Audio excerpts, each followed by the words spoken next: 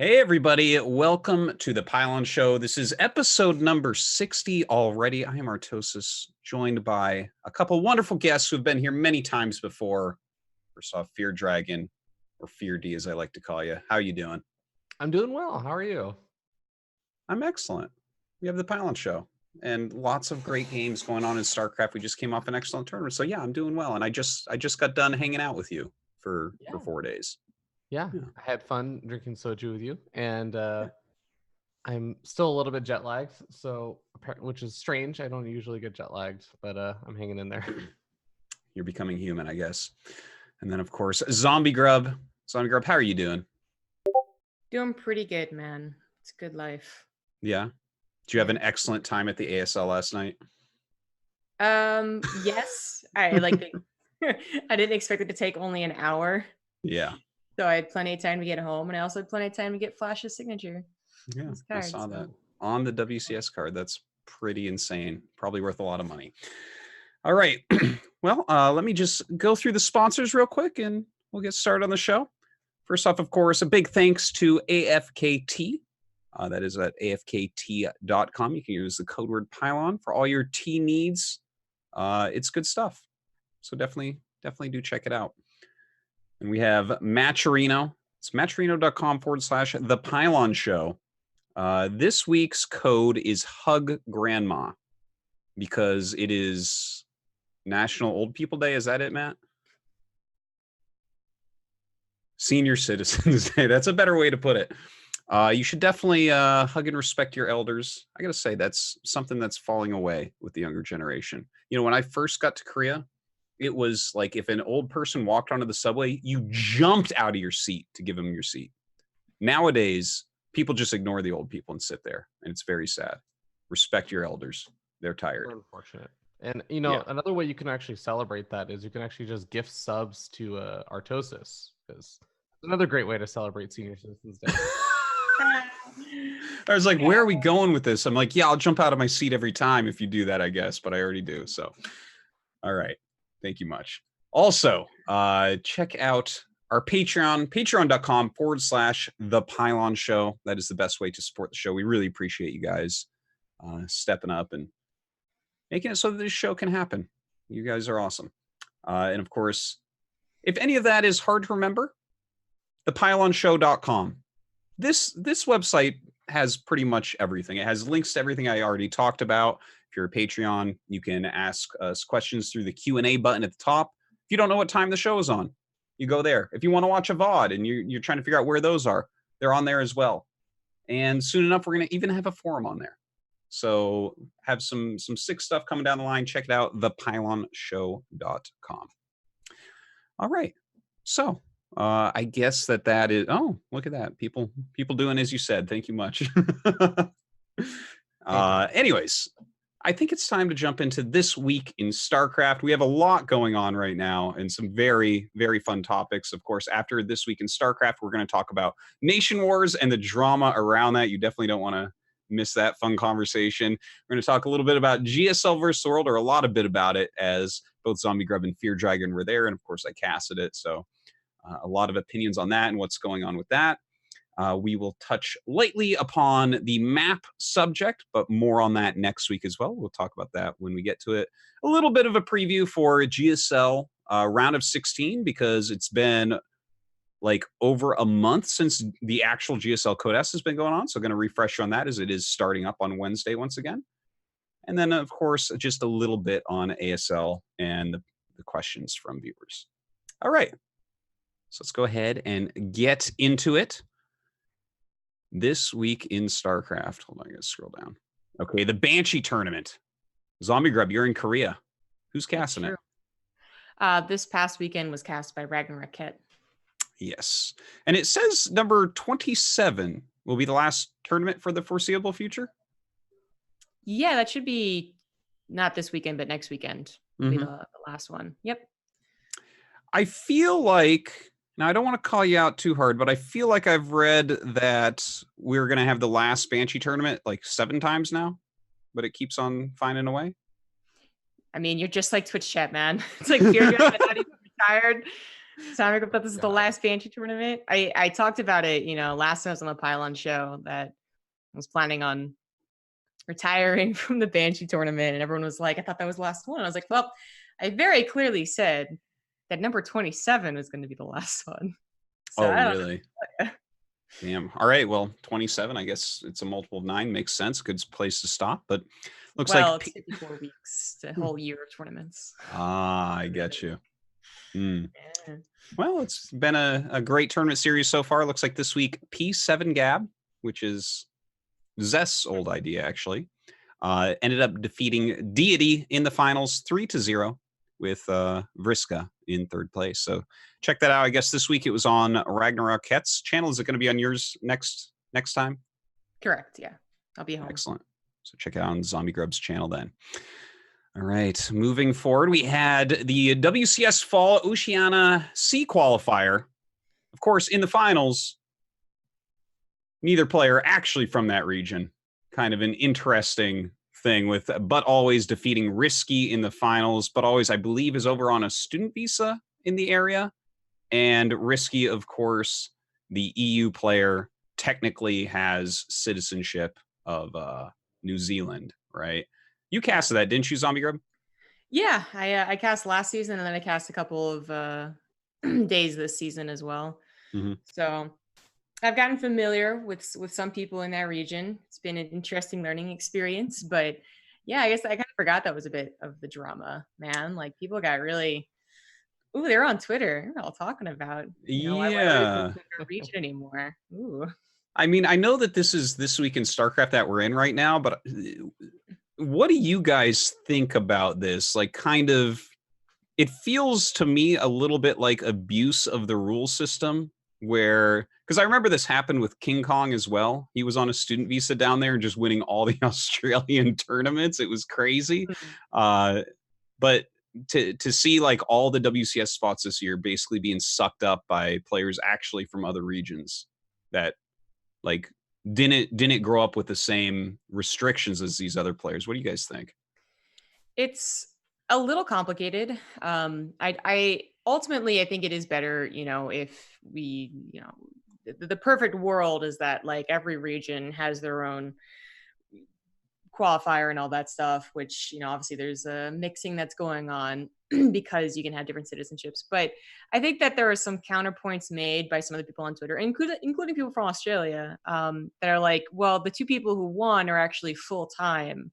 And so in case of Risky, he's also like, even at just full time, he's in Korea, he's trying really hard, and he's also playing like off server most of the time. And it only makes sense that would be the guy that wins. So when like some of these part-timers are complaining that they're not making easy money, well, not easy money, when they're not, getting the money from their region, it's always like, yeah, but you're also like, these guys are actually full-time though, right?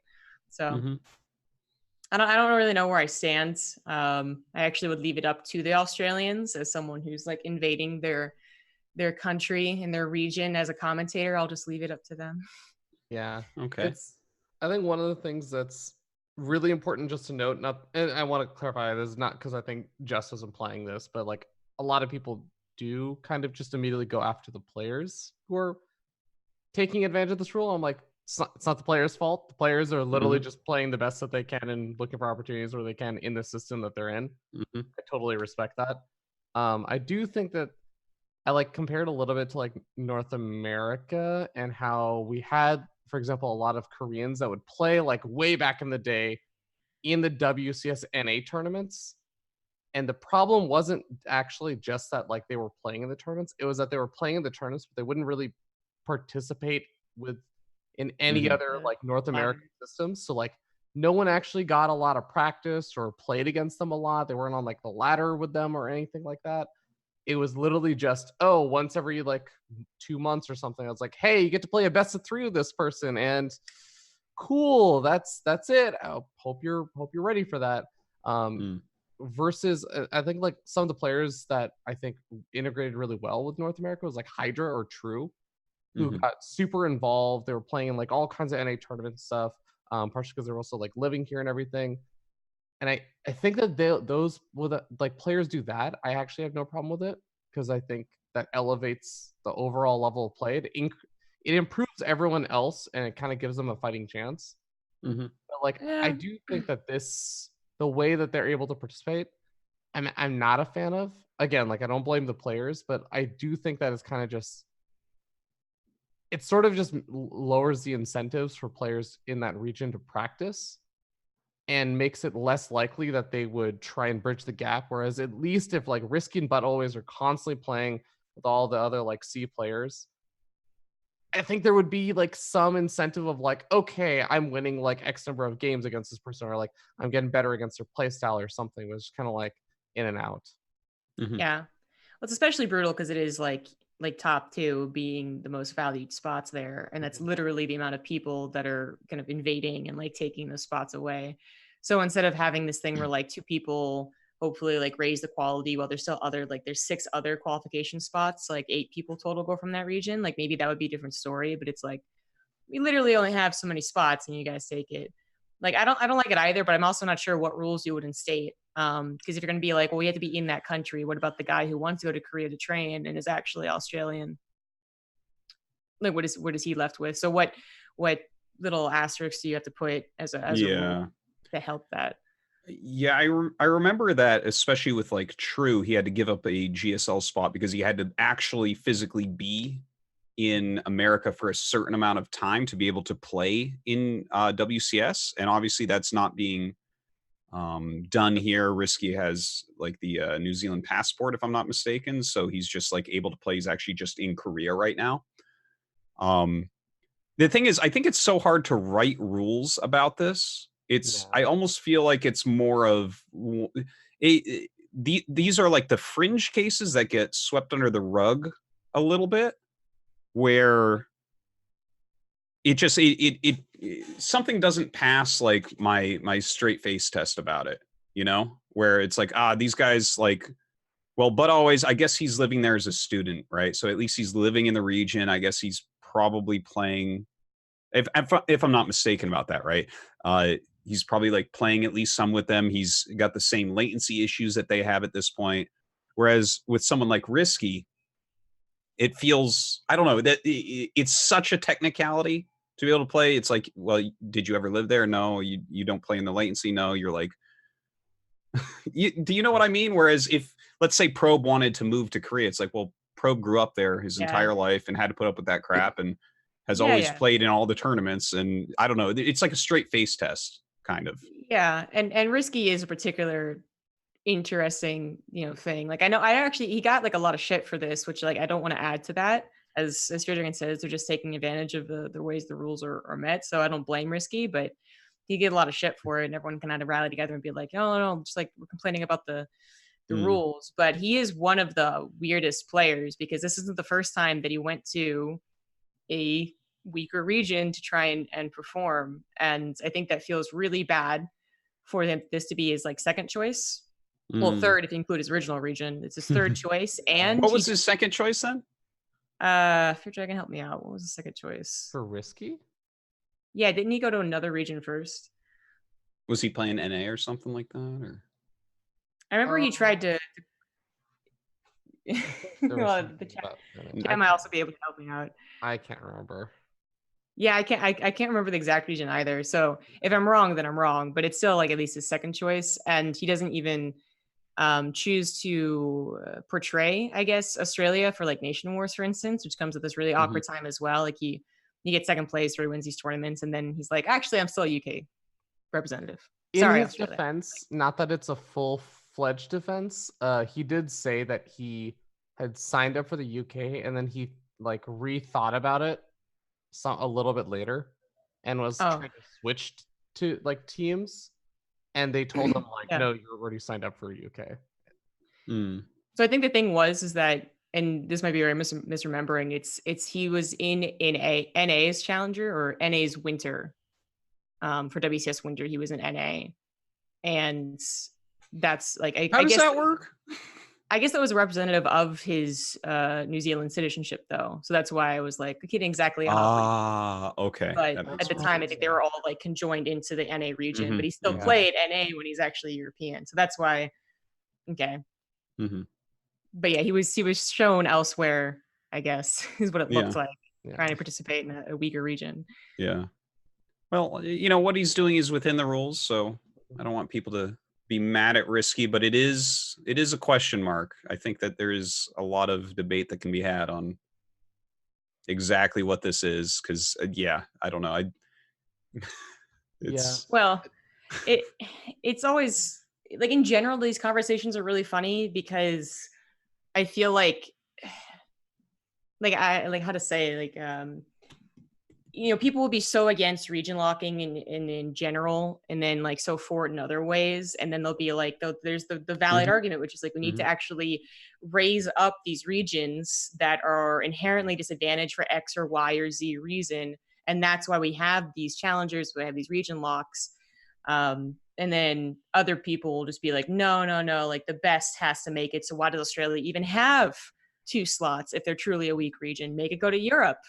There's actually an argument. well, as of right now, Europe did get another slot with Risky, because truly he's European. He is from the UK, lives there, plays on the European server. So Yeah. Yeah, I want to also note, like, I do think it's kind of shitty, and I feel bad a little bit for Risky, but like, Risky has been one of those people who I think does get a lot of flack, partially based on like how he sometimes Yeah. conducts himself publicly on Reddit and Twitter and stuff. And, like, for example, Risky is clearly like doing this thing where he doesn't really ever spend any time in like New Zealand or wherever, like in the C region, but he's playing there. And like, I think of Stefano, who has in multiple, I don't think it was WCS, but in like multiple other tournaments, he's played in like WESG, he plays WESG is like qualified through like basically like, what was it, South Africa or no, just the African spots. Yeah, I it think. was African African spots, and I'm like, Yeah. hey buddy, like, why do the same people who criticize Risky for this not criticize Stefano for that? Because Stefano is straight up, I think, he's just more beloved. Than, and like, so I feel like there's a little And bit. I think we have no connection to actual African players, right? There's not none really come to mind as strong players that everyone's like, oh, I want to see this guy play. That's true. I think it's just like the specific, like you were saying, you don't see like the specific names that are maybe getting left out that could have had a chance. So whereas people like Probe and Scyther, right? It's like, yeah, we know these guys. They've been in tournaments. Yeah, I think that colors the conversation a lot. Is like, people knowing or not knowing people. All right. Well, nice little side discussion during this week in StarCraft slide number 3. Let's move on a little bit.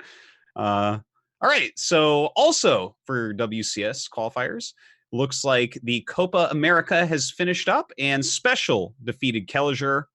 They will get the 2 spots. Cham and Eric get 3rd and 4th, respectively. No big surprise there. The Sentimiento Latino tournament continues onwards. Ryu won the last one over Sinner 3-0, continues to put out. The Imba Force League, a Peruvian league, had number 3, and Chaos Fate defeated Andre Sino 3-1 in the finals. The Liga Cubana de StarCraft 2, or de StarCraft 2 even, Yoi defeated Dari 3-2 in the finals. Of course, guys, if you are from these areas and want to play in these tournaments, want to learn more, check out our show notes. They are absolutely everywhere that you are listening to this. Easy to get the link. Just jump right in and click it and go there. All right, the Liga Guatemalteca de StarCraft 2 2019 occurred 4-3. Okay, there's so many letters in here that I don't know the sounds of, so I'm going to just erase all those little things. Omaiko defeated Electric 4-3 in the finals. That's the Primus Cup Latam Norte. I'm American, guys. I can barely speak English. Looks like this is a nice $800 prize pool that's going to be on Jim Rising's channel. There's a lot of players from the LATAM region. You can check that out over on Jim Rising's channel. It starts actually today. WESG is back, and it is starting up. So this is the 4th WESG. And it looks like the Chinese qualifiers have opened up, and those are going to take place in about 2 weeks. Meanwhile, some other qualifiers have finished up. The Laos qualifiers finished with Mr. Robot winning 3-0 over Undead in the finals. We also have the Malaysian qualifiers going on. Actually, I think they just finished. We don't have the winners as of yet. We will keep that up to date. Also, we had the South African qualifier with Draeger winning in the finals. We've definitely seen that name before. He wins that region quite often. And that is just the very beginning of WESG. We will continue to gather those results and let you guys know. So it's pretty hard sometimes to find them. Big cheers to Alessandro for finding that out. All right, the WCS Autumn China qualifiers occurred. Time ended up defeating Cyan 4-0 in the finals. This kid is so strong. So it looks like they are going to go ahead and take spots over in Montreal. Congrats to them. The Golden Weekly League Open has begun. It's the second league in this year for 2019, and Jishi defeated Coffee 4-2 in the finals of week 1. We also have the National Strength Competition Summer Tournament Power Series League. This is one that we keep trying to report on. That's very difficult to. But it looks like Phoenix defeated Yinzerg 2-0 and became the champion of Nanjing. Congrats to him. All right, the Chinese... Yeah, it's running this stuff through Google Translate and stuff. It comes up with some funny results. The Chinese Team League Championship League for 2019 Season 2 is beginning in just 3 days. It'll take place. Obviously, these Chinese team leagues are really picking up, and they've just picked up so many players at this point. You can see that there's like 1, 2, 3, 4, 6. There's 12 teams taking place. So China really ramping up the Chinese esports. It looks like Wardy is probably going to be doing the English streams over on his channel, so definitely check that out. Lots of great games coming out of China. We'll continue to update you weekly on those results. All right, the ANZ SEA Pro League Season 4 continues forward. Looks like Legacy is winning at the top. And, of course, the top 2 teams will be invited to the LAN finals at the Melbourne Esports Open. And there's a $2,500 prize pool, so you know they are trying. All right, the Alpha X MVP occurred on the 11th, and TY defeated Classic 4-2 in the finals. They also have their show matches going on. The most recent one, Koss overcame Art 5-2 in a TV. Wait, Art is Protoss, right? Yeah. Yeah, I think so. Yeah, there you go. TVP. Terran won it 5-2. Check it out. Those are all over on twitch.tv/Alpha SC2. Of course, Alpha has channels all over the place on Afrika as well. So check them out. All right, Olima League. Cure defeated Solar 4-3 in the Olima League 164 finals, and that was played on August 20th. The next one, 5 days from today. Definitely check that out. Cast by Zombie Grub. Zombie Grub, you taking over Olima League? No. I think last week's was cast by Wardy, and then yesterday I cast it. Okay. And was that the one where Cure won, or is that the one where Zest won? It's a good question. All right. Well, anyways, Olima League is a wonderful and fantastic tournament, guys. Check it out, and check out Olima League's Patreon, patreon.com/Olimol. I think it's Olimoli, yeah. And it is. And they have the replay pack for $5. It's ridiculous. It's amazing. Definitely check it out. Okay, the C Weekly number 82. Looks like Demi ended up taking down Winter 3-1 with back-to-back C Weekly wins. Guess Risky didn't take down that one, did he? Of course, that is an OSC tournament, guys. Check it out. Proxy Tempest EU Open number 245. B defeated Christianer 2-1. Yeah. OSC continue to put out tons of tournaments. Looks like they had another one. OSC Melee number 78. Razorblader 3-1 over Demi in the finals. We also have the Master Swan Open and Sea Duckling Open. Master Swan number 24 won by Salivanth. 3-2 over Cola. That's a terrible ID. And the Sea Duckling Open number 67. S Rever 3-0 over Papa Panda. Check that out on the Sea Ducklings, Cranky_Ducklings channel on Twitch. They also have the Oceanic Pond League, and it looks like they are getting right into the finals in 3 days from today. For that, looks like Alpha X probably going to be there against Borngosu. So check it out. All right, the SC2 Blazing Series Season 2 Innovation won this tournament that's been going on for months and months and months. He defeated Parting 4-2 in the finals. You can check it out on africatv.com/AlphaXSC2. All right, Starcraft Sundays number 4. This is the tournament cast by Wardy and Take TV, and it's sponsored by our very same sponsors, AFKT, as well as Matcherino. It looks like Euthermal ended up taking out DNS in the finals. In the 3rd/4th place spots, we had Skillus and Bly. Lots of really, really strong players taking part in this every week, so definitely do check that out. All right, the Psystorm versus Root Gaming StarCraft Team League match. Psystorm ended up defeating Root 9-1. Wow. More one-sided than I would guess going into that. And I guess that was on Winter Gaming's channel. You can check that out. All right, Alpha X Knights number 2. 4-player invitational with Tatagiba, Hit, Shelby, and Xeons. Looks like that is going to be tomorrow. Probots Season 2. Sharpen Edge defeated 3-way Lover 4-2 in the PvP finals. That sounds like a blast right there. Oh my God. Check that out on twitch.tv/ESChamp. Oh my God, finally, it's been way too long. The Season 2 Pizza Pie show match, best of 9, Estrella versus Future. That is taking place in 2 days from today, 10 p.m. Eastern Standard Pizza Time. Of course, Estrella has already won 3 pizzas, and Future with 8 pizzas, the only anywhere near Starkiller, and truly not even near it. It's going to be on twitch.tv/uncommon_gaming. Check it out.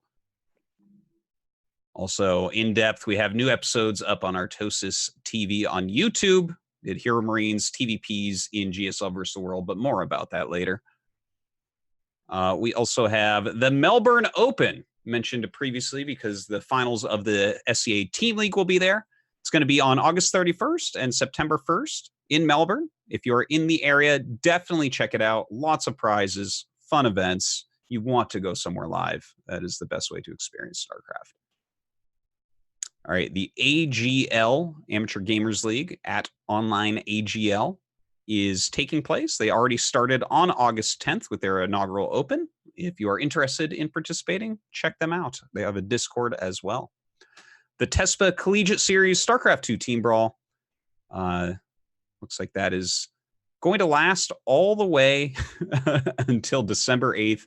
You have until September 22nd to go up and sign up. A lot of those collegiate leagues, very fun. Definitely check it out. Make some friends at your college that do more than just drink. All right. Scarlet defeated Bomber 3-1 in Team Gosu Presents Bomber versus Scarlet. It's cast by Nathanius and Tempo over on Tempo's Twitch channel. And that's Tempo with a 0 at the end because he's got style. All right. It looks like we're down to general transmissions. For the first time in history, gold medals will be contested in 6 esports medal events in the 2019 Southeast Asian Games. And this is sanctioned by the IOC. Oh, that's very cool. So it's going to be Dota 2 and StarCraft 2, 2 mobile games. So there's going to be some mobile gamers with gold Olympic medals. That's cool. And Tekken 7, as well as a still unannounced game for the console. An unannounced game is going to have a gold medal? Oh, like the game that they're going to use is unannounced. Yes, they haven't announced what it'll be. A game will be released the day before. We'll take after. Who's the best all-around gamer? I'm like, this is straight out of the movie The Wizard or whatever. Yeah. Well, check that out, guys. The Southeast Asian Games. All right. UKSC2 University and College Meetups. Looks like people are trying to get the UK scene together for some meetups. So check out at UKSC2 on Twitter if you are from the area. The build of the week from GGE Mini. Looks like the newest build of the week is Stats' powerful 3 Oracle into Immortal Century Pressure in PvZ. If it was enough to beat Serral, it's enough for your ladder games. So check it out. It's on the All Things Protoss Reddit. All right. Looks like Base Trade TV is putting out some more of the Alpha Star games. Hellraiser versus Alpha Star's Terran. Very cool to see so many Alpha Star games still popping out there. It seems as if its MMR is high enough. It's starting to hit a lot of pro gamers. So definitely check those games out over on Base Trade TV. All right. This week in Brood War, getting through it. Corrupted Cup is still coming up. It seems, I think all the challenges now are actually done, or maybe we have a couple more for the Russian qualifications. There are some regions that chose to allow people to challenge in like best of 7 matches. Yeah, it looks like two challenges are left for the Russian area, and everything else seems to be done. But yeah, we'll report more on that. Maybe have a preview episode before it isn't until October. So no worrying about that yet. The STPL is coming back. It comes back on the 22nd of September. It's been off for quite some while Kix is moving, I guess. Yeah, check it out. Twitch.tv/STPL. Also, big news in the foreign Brood War scene. The BSL has been announced. And not just a little announced, a lot announced. Zero has said that there's going to be a BSL season sponsored by Blizzard 7, 8, 9, and 10. So tons and tons of leagues. You definitely want to go to the Team Liquid thread to read all about it. But it seems as if you're going to be able to gain points from season 7, 8, and 9 to get your spot into season 10, which is going to be the biggest prize pool yet. Of course, Kasabai, Zero, Nyokin, and Rapid. Some great Brood War casters. Check it out. BSL is the biggest and best foreign league in Brood War. A lot of great players in there as well. All right, the Undermine podcast episode 29 is out. It has a feature-length exclusive episode with Dave Churchill, and they talk about all sorts of things having to do with programming bots for Brood War. Check it out on makingcomputerdothings.com. All right, speaking awesome. Serral says that Alpha Star made him laugh. His Terran made him laugh. I really want to see that game. Have you've seen a bunch of the Alpha Star games, right, Dan? I've been trying to collect the replays. I want every Alpha Star replay. I don't collect anything. Okay, you know there's people that like collect things. I don't collect anything. But I've never so badly wanted something as all the Alpha Star replays. I want to go through all of them in order. You know what I mean? Yeah. Just watch it rise through the ladder. I wish someone was just creating a Dropbox or something that had all the replays. Yeah. I hope that everyone will share them as they get them. Whether you beat or lose to Alpha Star, this is like the most exciting thing ever. And please send me your replays. I'm so easy to get a hold of. Send me your replays. But yeah, I've definitely watched some of them, and I'm planning on analyzing the hell out of its play coming up. But I need more reps. It's very interesting to watch it play, though. Like, just I don't know. It just like does things and goes. It's a very, you know what I mean? Have you watched a lot of the replays, you guys? No, not yet. I had like a day that I went through and found like 6 or 7 replays, and I enjoyed the like occasionally it actually plays like much more similar to a human than I thought it would, but it's like still got its own little twists on things. I haven't seen many of its Terran games. The ones I did, some of them were really bad looking. And then some of its Zerg games I thought actually looked very strong and very interesting, where it's like, okay, I have enough units, let's go. And the queens are dragging behind. I don't know. We'll definitely have some episodes on the Alpha Star stuff as we get further into it. But guys, if you get replays, please send them in. Send them to me. Thank you. All right. Deep Mind the podcast with Hannah Fry. I just learned about this because of the Pylon show, and I just subscribed to it on my phone. Check it out. It's an 8-part series hosted by a mathematician and broadcaster called Hannah Fry. And it gives an inside look at the fascinating world of AI research. So very cool stuff if you are interested in the AlphaStar thing that's going on. Okay, this week in Awesome, assessing the impact of StarCraft on the world of esports from Molten. Molten SC, over the past year, I've written a 5,000-word essay on assessing the impact of StarCraft on the world of esports. I'm happy to tell you that it's now public. It includes interviews from Team Revolution owner Jehudi and pro gamer Risky. So you can check it out. We have a link if you're interested in reading it within the show notes. Also, StarCraft, the war chest for BlizzCon 2019. We just announced it at GSL vs. the World. Some absolutely beautiful skins. It was really cool. They had it so the pro gamers didn't see the skins, but we could see the skins watching. And a lot of cool stuff being given out. By the way, if you're watching the Pylon show, you can claim your XP. Just tie your Twitch account to it, and yeah, you can open up all those skins. So definitely worthwhile. You guys like this war chest? Is it a good one? It's pretty good. Yeah, I like the Archon was the coolest. The Archon's the coolest, yeah. The Archon's good. Yeah, I actually don't really like the Terran skins. Really? So, I mean, overall, I think they're cool. The only reason I don't like them is because the white flames coming out from the back of the medevac, yeah, and the Widowmine and the Reaper are like way too noticeable. There'd be like 50 Reapers, and I'd be like, oh, it's just like a bright ball of like blue flame. Okay, gotcha. Like I was consistently certain that medevacs they had revelation on them, basically. That's what it looks like to me, because it's so bright. I love the battlecruiser skin though, and the siege tank skin. They look super cool. And I don't really have an opinion, I think, on the Cerberus set. Like, it's just another type of mechanical Zerg, right? Well, they got like antennas on them and stuff. They're like remote control or something like that. You guys remember that the first skin we had was the building skins, and the supply depot skin was just had like an antenna on it. They're like, oh yeah. Oh yeah, and the Pylon, it had that ugly Pylon and that ugly Overlord where I was like, is that a drop Overlord or not? Yeah, we've come so far, guys. We're adding antennas to the whole race now. I have to say, this is like the most different skin sets, or like, it's not different, but it's like, it feels like the closest skin sets to being like kind of pushing the boundaries on like what units can look like. Like, I look at that Oracle. Oh my god, during GSL vs. the World, I have to say, like, there were multiple times that I looked at the Oracle and I'm like, are there Phoenix under that Oracle? It's like, no, the Oracle now. I'm like, oh, okay.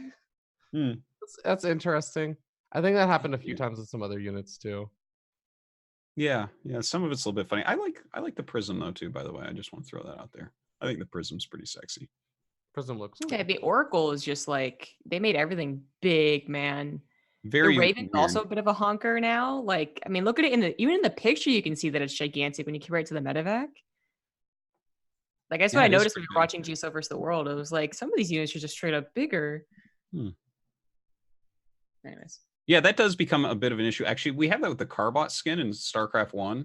The Firebat is unfathomably large in the Carbot skin. I can't even imagine that it can fit in the same spots that a Firebat can otherwise, because it looks like 10 times bigger.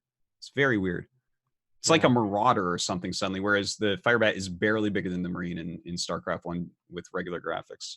So I don't know how they make all that stuff work, but okay. One other thing that I heard from a Blizzard person during GSL vs. the World was they were kind of remarking on the fact that like people had talked about like, oh, there's like a battlecruiser classic like Brood War and a carrier classic Brood War skin now, but those weren't actually released. Like, I think it's just been data mined, but just a heads up to people who are thinking that they're going to unlock like Brood War carrier. I don't believe that's actually available. No, it's not. Maybe in the future. Just the basic unit, Marine, Hydra, Zealot. But that is okay. So that's actually bringing up the cool thing about this war chest is that they did do something different. They had two things different, right? So first of all, is that they actually tied this in with other Blizzard games, which I feel like they didn't do previously. So we've always kind of been like this awkward child that like no one cared about. And then two, oh no, I just lost it. They made it so that those remastered the Brood War skins are gained by leveling. Like I think this time, like you're actually, because like no one cares. There's leveling in StarCraft 2 because we're all too hardcore, and all you get is like a couple of portraits. It's really lame. But I think you get those from leveling your actual StarCraft 2 account instead of leveling the war chest. So trying to give something on top of actually playing the game for like experience points. See, you mentioned that to me at GSL versus the World, but when I logged in and looked at the war chest thing, it looked like it was leveling with the war chest. The remastered skins? Oh, sorry, remastered. Yeah, not the remastered skins, the Brood War skins. Stuff. It's like, because normally in the past, the war chest, it'd have like the 3 little rows, one for each one of the races. Yeah. Now there are 4 rows, and one of them is just the free stuff, and that's all the Brood War stuff. Okay. Oh, okay. Yeah. So I think the idea is even if you haven't bought a war chest, you will gradually just like earn experience on that. Okay. So still a new process though, right? Yeah, no, because they were actually trying to explain this to me, and now I think I understand it now that you said that. Like, I think that you are gaining experience right now if you have your Twitch account tied or you're playing, where if you buy the war chest late, you actually get all the experience you already gained. So maybe that's why they have that bottom row to show you like, hey, you unlock all these skins if you buy it. Yeah, I luckily I paused as the video was ending. They played here, and it says new free rewards, earn experience to unlock classic skins and more. So basically, stuff you get for not buying the war chest, but rather just for playing the game. That is new. That is cool. So, yeah, I like that. I like that. Yeah. So you don't have the money, it doesn't matter. You get some more skins anyways. All right, excellent. Well, if you want to support StarCraft 2 esports and get some 6 skins, check out the war chest. Also, there is a StarCraft Brood War announcer pack. I don't know if we talked about this before, but it's an announcer called Hey Ginny. It was meant to be paired with the Carbot skins. I think she does kids shows or something like that in Korea. So I guess you can check that out. Also, public service announcement. Send us your clips. Send us your content. Send us anything that you got on StarCraft because we want it. This Week in StarCraft is not a long enough segment. We want it to be even longer. Okay. Yeah. It's finally over. About an hour. That's right. Send Alpha Star stuff to Matt, Cobra, as well, to the Pylon Show, to Artosis, anyone. It's probably better if you send it to them. I'm more likely to get them. Thank you. He looks after me. You're going to get like a bunch of like these silver and gold league replays where someone just proxies a Nexus in front of them. It's like, it must be Alpha Star. Oh, God. Please, no. Please don't send those. Waste my limited time already. All right. On to the actual meat and potatoes of the show. I think we're going to talk about Nation Wars first. Now, the Nation Wars voting has concluded. We have our national teams. Of course, not without drama. Every year, there's got to be something that happens in the Nation Wars that is so ludicrous that we have to talk about it here on the Pylon Show. Okay, so where do we start? Let's start with Team Canada. Well, I guess that's really the one that we're talking about anyways. Let's talk about the Riddler for a minute and what he has done in the past and what he has done this time. This is I got to get this guy on the show, actually. I got to talk to him in person because, okay, so first off, for anyone who remembers when it was Avilo versus Avilo, this was like a match that took place. It was like a qualifier for Challenger, am I correct? Challenger qualifier, yeah. Yeah. I think it was Colt Terran casting it, right? That was Okay. his big break. That was his big break. So there was a series that was like, how many hours long? 4 hours or something? It was long. Yeah, so it was the actual Avilo playing against someone who just made an ID that looked exactly like it, because you can make IDs that look very similar in StarCraft 2, and that was the Riddler. And they both just went turtleneck. He trolled and went turtleneck, And I remember we had this big discussion on here and argument because I think the Riddler got in trouble, but it's like, well, if you want to play like that, you can play like that, to be honest. It's like you can play however you want to play. But obviously he's kind of a big troll, but he's actually pretty damn good at StarCraft, right? So he's getting far in some of these tournaments and everything. He's actually a legitimate player. He's done a bunch of the collegiate stuff and done well for his school and that for sure. Anyways, so the Nation Wars voting comes around. And Canada, Canada, obviously Scarlet will just always get in. She's one of the absolute best foreigners, has a lot of fans. Okay. No Regret threw his name in the ring. Strong player. He's been on the Nation War team before. He made it in second place. Okay, those aren't really all that surprising. Obviously, there's a bunch of other strong players in Canada. Notably for this conversation, Printf, the famous cannon rusher, a strong GM player who has literally mapped out how to cannon rush against every race in every situation. Very interesting guy. So he's kind of in the running. Obviously, we have, I think, Juggernaut Jason put himself up there, and obviously some others as well. So, anyways, the Riddler. Okay, so let's bring up this thread. Okay, the Overwatch thread. So this is maybe the sneakiest, weirdest thing I've ever seen with voting, right? Because we've talked about voting in all sorts of different areas. So the Riddler made a thread in the Overwatch subreddit, which is a pretty big subreddit as far as I know. Let me check how big. Okay, so the StarCraft one has like 250K plus. Okay, this subreddit has 2,500,000. Okay, so the Overwatch subreddit is really, really, truly gigantic. And so the topic that he made was WTF is up with this subreddit, ? So already he knows how to communicate in stupid. Obviously you can see his ID is Mech Player. Oh my God. I'm a StarCraft 2 player who recently started playing Overwatch. Was looking to see some interesting content on Reddit and get to know the community, ... But this sub is filled with nothing but highlights, all caps. On the StarCraft Reddit, we have a wide range of content. And then in parentheses, memes, balance / gameplay suggestions and complaints, tutorial videos, esports discussions, pro player highlights, and even player voting competitions, etc. Hyperlinked. Okay? Guess what that links to? Voting for Mr. Riddler and Buster, I believe, as well. Am I? Yeah. I want to know.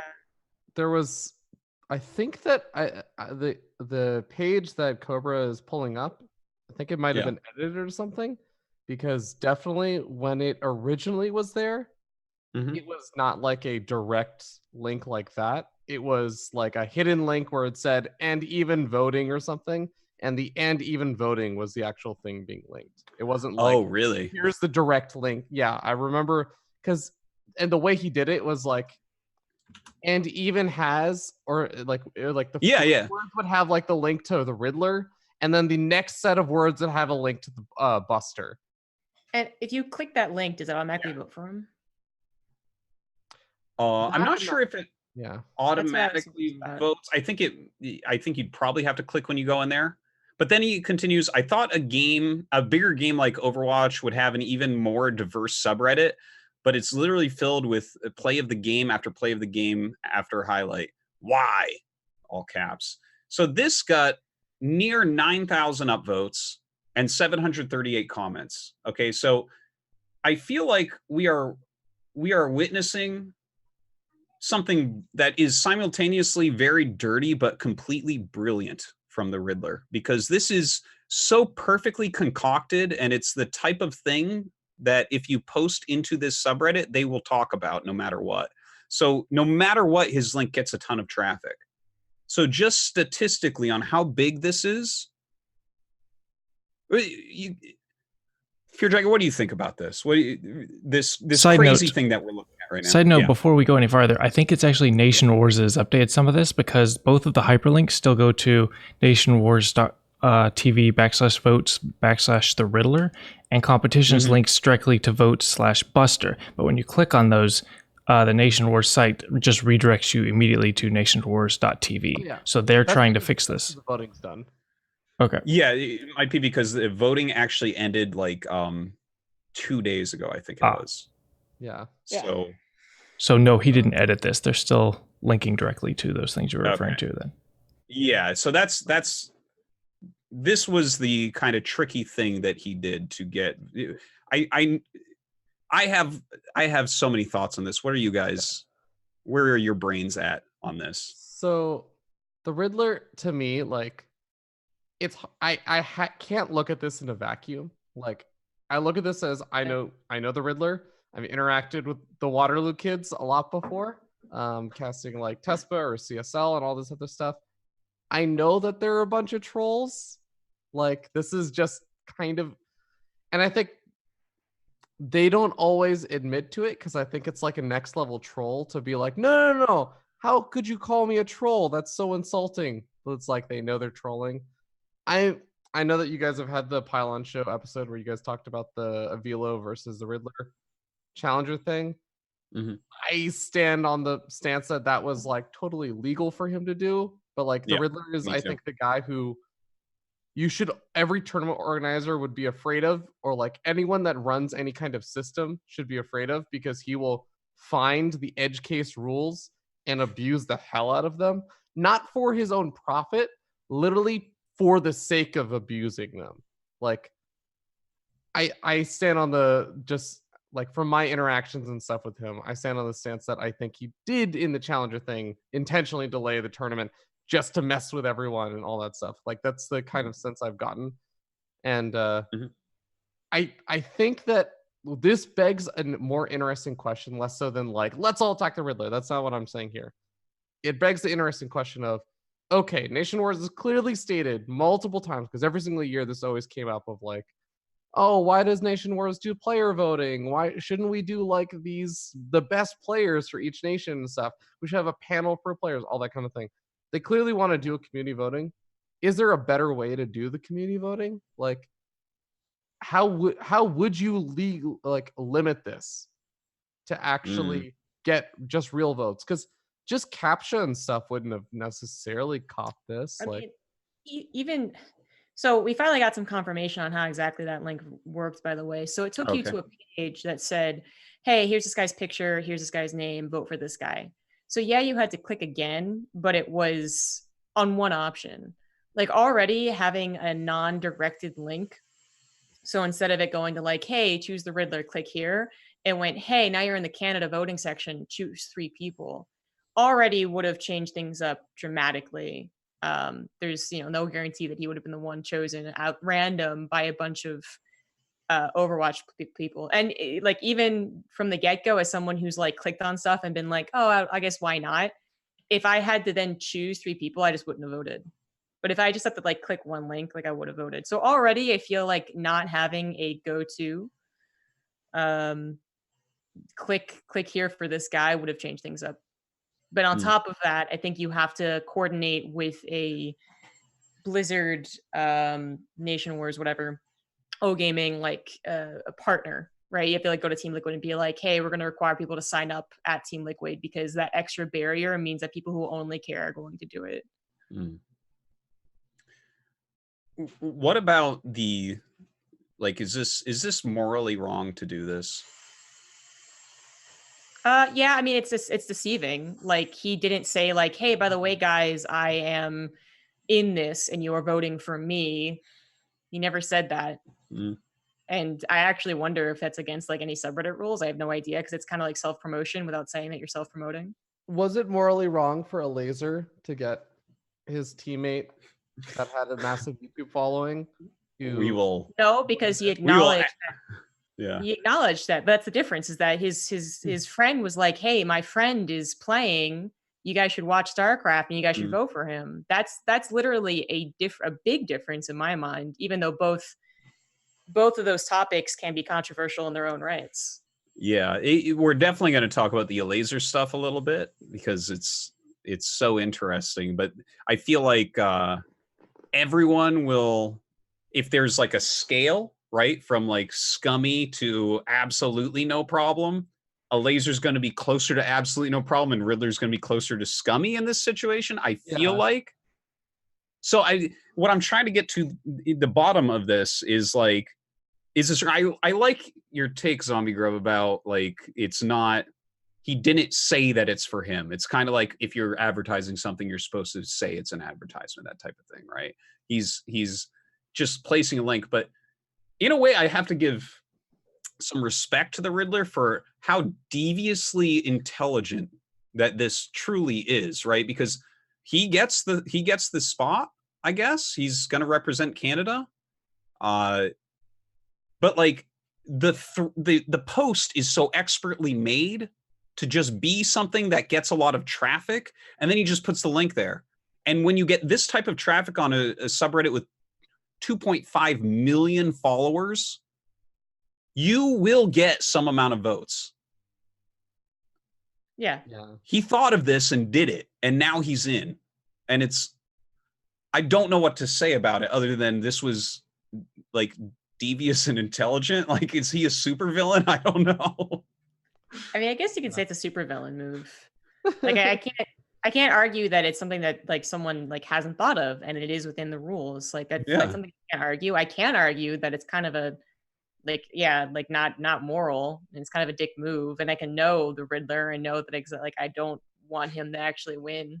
I think it'll be just the same shit in Nation Wars, and I know they're gonna have problems with them. Like I'm gonna say like an 80% positive that they're gonna have problems with them. But like I can't argue that it's not something that no one ever thought of. I mean, Fear Dragon actually, we were talking about this, and he brought up something that he thought of doing that no one else has done yet. If you want to talk about that, I don't remember. Was I the drinking Google when I told ads? You said you would actually run ads. Oh yeah, okay. So wait, who did this? No. I was thinking like, okay, Advertising. if you really wanted to get like votes and stuff, you could literally like what would be the legality on buying Google AdSense ads on like Team Liquid that's vote for me? Like, is that okay? Is that legal? Like, are there limits on what you can do? Can you literally? I don't think there's a rule against it. Yeah, right? Exactly. There's no rule. Is that morally wrong to like create an ad that has the exact same kind of link as the Riddler had? Well, it's not technically against the rules, right? Just like this is not technically against the rules, just like so many things that we have to talk about here are not technically against the rules.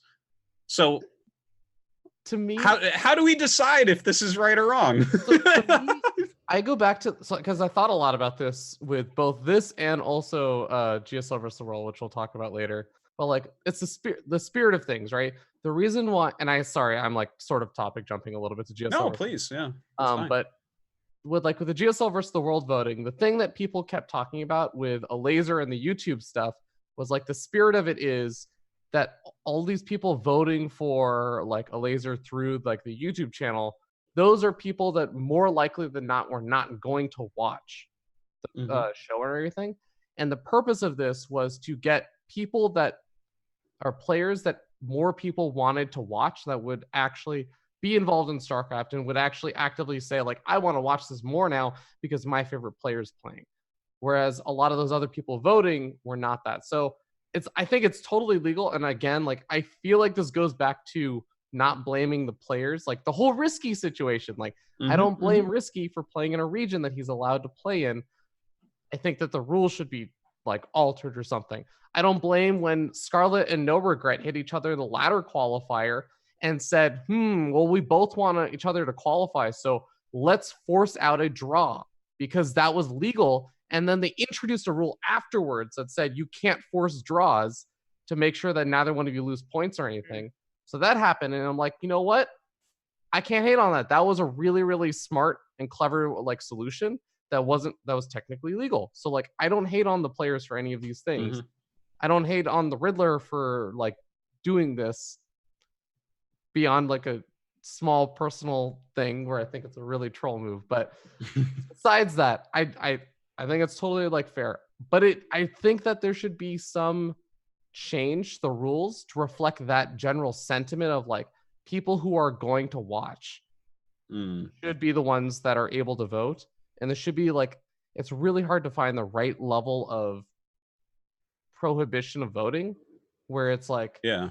if you have too big of a barrier, then there's actually a fear that they won't get enough votes. Like in general, people will just be like, well, this is a huge pain in the ass.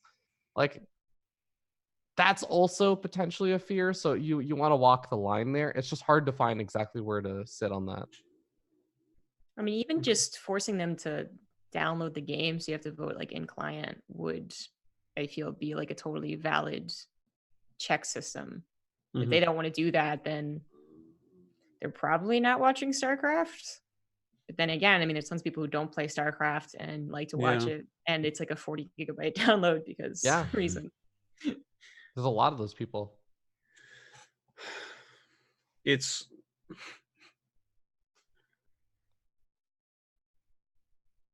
really hard to come up with the right answer in this situation because it's like, if you leave things open to votes, it's like whatever you want to do to get votes, because we see positive effects of this as well. Like, for instance, GSL versus the World, we had a lot of Koreans that were streaming extra and putting that extra effort to try to get the votes because, you know, that's a highly contested set of votes. And that's awesome, right? You see a 24-hour stream benefiting TY, and you see Fantasy streaming his butt off and Trap streaming his butt off. And, you know, I feel like that is how everyone wants it to go to get the votes. Like, go on there and get your fan base rallied and get new fans and get those votes.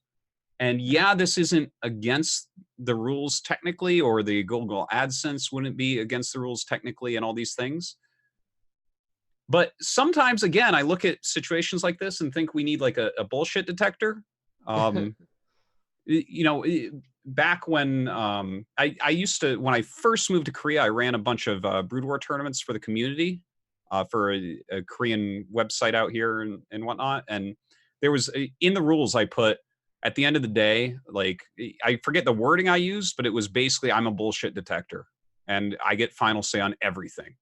So when weird stuff happen, I'm just like, no, you're replaying. Oh, no, that disconnect was on purpose. You lose, you know? And the thing is, you're giving so much power to one person at that point. I was running those, so I could do that, and people trusted me in general. But like, is there any sense in doing something like that? I mean, I think so. Like just having a rule where like Funka is going to ban you if he thinks you're cheating, you know, something like that. Well, go ahead, Pedro. Okay, so like, I do think to an extent there's like different levels that people will operate on. Like, for example, I used to have like a backdoor rule in my tournaments when I would run things, because I'd be like, and I had discretion that I can change, like I can make decisions about the rules like on the fly. And like Base Trade TV, of course, has like that kind of stuff, or like a lot of online tournaments and everything, or even smaller lands will have those kind of things. But like, I think when you start getting to like, for example, imagine if Blizzard with GSL versus the World started doing stuff like that.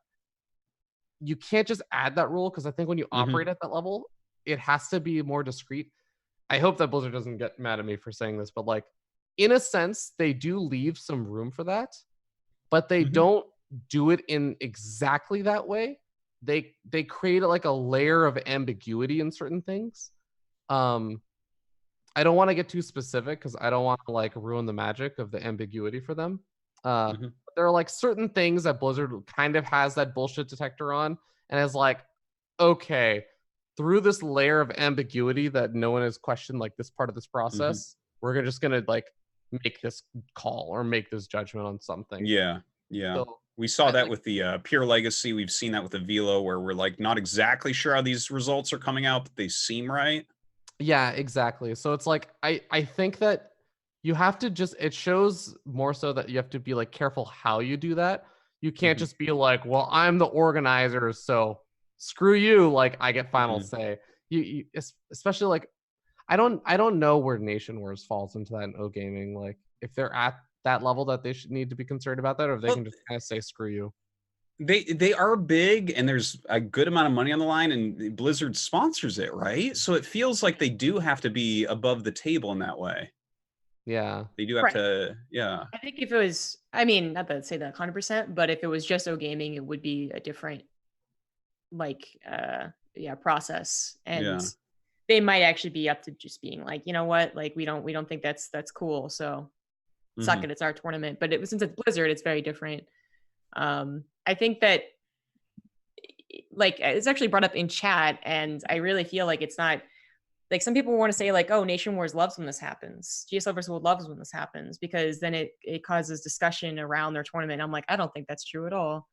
Like, they it's more on the side of, like, if they were to just randomly ban someone because of almost non-argumentative purposes, right? Like, no, like barely anyone could argue against it. If they were just like, be like, no, what? No, we don't want them here. Like, the community outcry would just not be worth it. It's not so much that they're like, yeah, we love all this, like, discussion and drama. No, they're scared of the slapback if they were to just be like, actually, the Riddler did this in a unethical way, so we're just gonna not do it. But as soon as a player is disruptive to the actual tournament, I think that's when they have their legitimate reason. And I'm not going to put words in anyone's mouth and say, like, that's why certain players aren't part of Nation Wars this year. Oh my God, I wonder who I'm talking about. But it is one of the more legitimate reasons that if the Riddler were to suddenly just be like, like, play a 50-minute game where he floats all of his buildings and then argues with the ref after they call the game and shit like that, that next year he might not be a part of it. But when you have a once a year tournament, you can't just predict that and be like, okay, yeah, we think it's going to happen. And then the community backlash should be huge. Yeah. Now, obviously related to this topic, let's bring up this tweet from Nation Wars. They did post something in relation to this. Now, Riddler's post was not just linking to Riddler, as we mentioned, it was also linking to someone named Buster. Actually, I have no idea who this guy is, but he's a teammate of the Riddler at Waterloo. Yeah. Oh, okay. That makes sense. Is he good? He is. Do we know? I can say he is worse than, like, Juggernaut Jason or Print F. He's like, he's not like, oh, it's like some random Diamond League. He's like GM, but not. Yeah, exactly. He's like, I would consider like a low GM high Masters player or something. Okay. So the Nation Wars tweet, after analyzing the votes and removing the ones deemed not legit by our system, there's one roster change for Canada. Buster is now at the 5th position, and Print F is now the substitute. So obviously, no other information is given here. It's one of those kind of nebulous, vague rulings where we don't know exactly how this was done. But Buster is no longer involved in Nation Wars, and Print F doesn't necessarily get to play, but he's a substitute. So I guess we'll see. Any thoughts on this ruling? Oh, this, like, brings us back to, like, what was it, only 2 months ago, where WCS banned Pure Legacy. Yeah, there you go, Pure Legacy. And then they said vaguely it was with recent evidence. Yeah, And then yeah. I was like, well, what recent evidence? Like if it, like, I don't understand what Buster did differently than the Riddler in this case. So I don't know where those illegitimate votes were coming from. Yeah. I mean, I don't think that they're going to announce exactly what this was. And I think people probably don't care enough either, because this was already so sketch. And it doesn't even seem like Buster was the guy that made the very tricky post. Yeah, well, I guess that's basically the entire drama around the Nation Wars voting this year. Yeah. Any final thoughts from you guys on Team Canada, Riddler, Nation Wars? I want to just say that, like, I do think the Riddler is actually a good player. Like, yeah, he's good. If he, I actually really hope that, like, he just kind of similar to how a laser turned a lot of, like, changed, like, kind of proved a lot of the haters wrong. I hope the Riddler just kind of does the same a little bit. And I'm like biased. Printf is like my boy. I love Printf, and I was really hoping he would get in and stuff. But like, I'm really hoping the Riddler can show up because I think he's definitely capable of it. And no hate, I don't really, I can't hate on him too much on like having an ingenious plan that laid within the rules. So I can't really hate on him, even though he's been kind of iffy in like regards to like his demeanor. I can't really hate him for doing it, and I think he could do actually very well, perhaps better than Jason would have. I just really feel for especially the Canadians, because the whole thing is like national pride, and you get the feeling that like you voted in the right guy for your country, even though everyone's voting for every country. Mm-hmm. And so many people already in this chat, at least like a couple dozen have been like, yeah, I really wish Jason would have gotten in. Sure. Like, sure. I feel for them. Like, I don't, at the end of the day, that is kind of the whole like ambiguity of Nation Wars in general, is that is kind of going between a popularity contest and a legitimate competition. Mm-hmm. And now they don't have their third choice, really. Yeah, it's not the absolute strongest, but there's multiple nations where it's not the absolute strongest because you have someone famous. Like, is M. Canning top 3 USA? Maybe. But, I guess you could probably argue that there could be someone else there as well. But right. I don't think anyone has necessarily a big problem with that. It might be more to do with the way that M. Canning raises votes is kind of very wholesome and fun for the community, similar to what we were talking about with the Korean streaming. And then this is just like a trick. So, all right. I think that closes up the Nation Wars topic. And related to that, GSL versus the world. Obviously, the whole laser thing. A laser got a ton of votes due to a famous YouTuber to get into the tournament. He was underestimated coming in. I think everyone considered him the weakest overall player in the tournament before it began, because he's been kind of on a, he hasn't done as well in Europe lately. He's just kind of not been at the top of his game, it felt like. But then a laser gets to the finals of GSL versus the world. Haters gonna hate.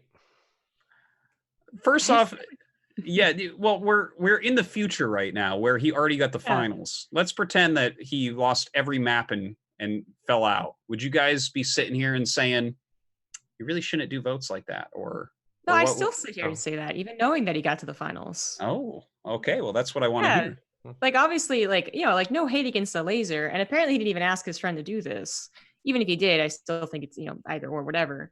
But at the end of the day, I do think that it was not actually in the spirit of the voting competition again. Like, it's not StarCraft fans that are voting. And that's basically what these voting competitions want, right? The ideal is that every StarCraft fan gets their vote. StarCraft fan, people who are going to watch tournament get their vote. And that was not in the idea of it. And the whole argument that like, no, it's popularity contest, we get more eyes on StarCraft, is just not legitimate. And it was even, in my mind, proven by the viewer numbers, which is another hot topic on Reddit, by the way, that a laser, I'm fucking amazing for him to do so well. Love the guy. I hope he does well again. But it did not bring in extra eyes onto StarCraft. It was, as I said, I don't think it was in the spirit of what the voting wanted to be, even though it was totally legitimate. Okay. Fear Dragon, what are your thoughts in relation to that? Do you agree? Do you disagree?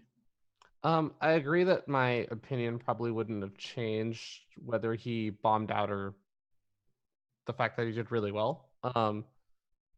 I do agree with like the spirit of things that Zombie Grump's talking about, but to me, like, my mind, I just keep going to like, well, what system would I do? And it goes back to the problem that this is a really hard problem.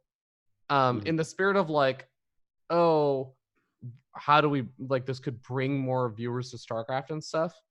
I've been trying to think of like, is there another system that we would use for that? Like, oh, maybe you say like, oh, you have to play StarCraft and you have like to play 5 games of StarCraft or something.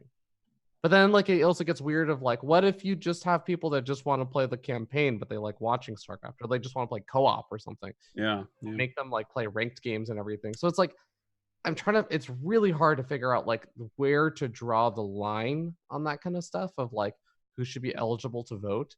And because I think there is value in like not making those rules super duper high, not only for people that just play co-op and stuff, but like, hey, if this YouTuber then got like, let's say 1.6 million subscribers or whatever to consider downloading, playing a few games of StarCraft, and then going and voting for a laser. Because I don't know, this YouTuber is like got some sick following that follows his every whim. Like, hey, I'm not going to complain about the fact that he got a bunch of people to play StarCraft. Like, Oh yeah, I'm actually down. I'm actually down for that because that's a positive effect. But like, I agree with Zombie Grub. This did not have that impact. Is there a system that could have had that impact? I'm not sure. The only thing I kept on suggesting, and I'm not even like 100% sure about it, is that not only would you make someone sign up for like the Team Liquid account, for instance, which whatever about being the go-to, but you would also to vote. Yeah.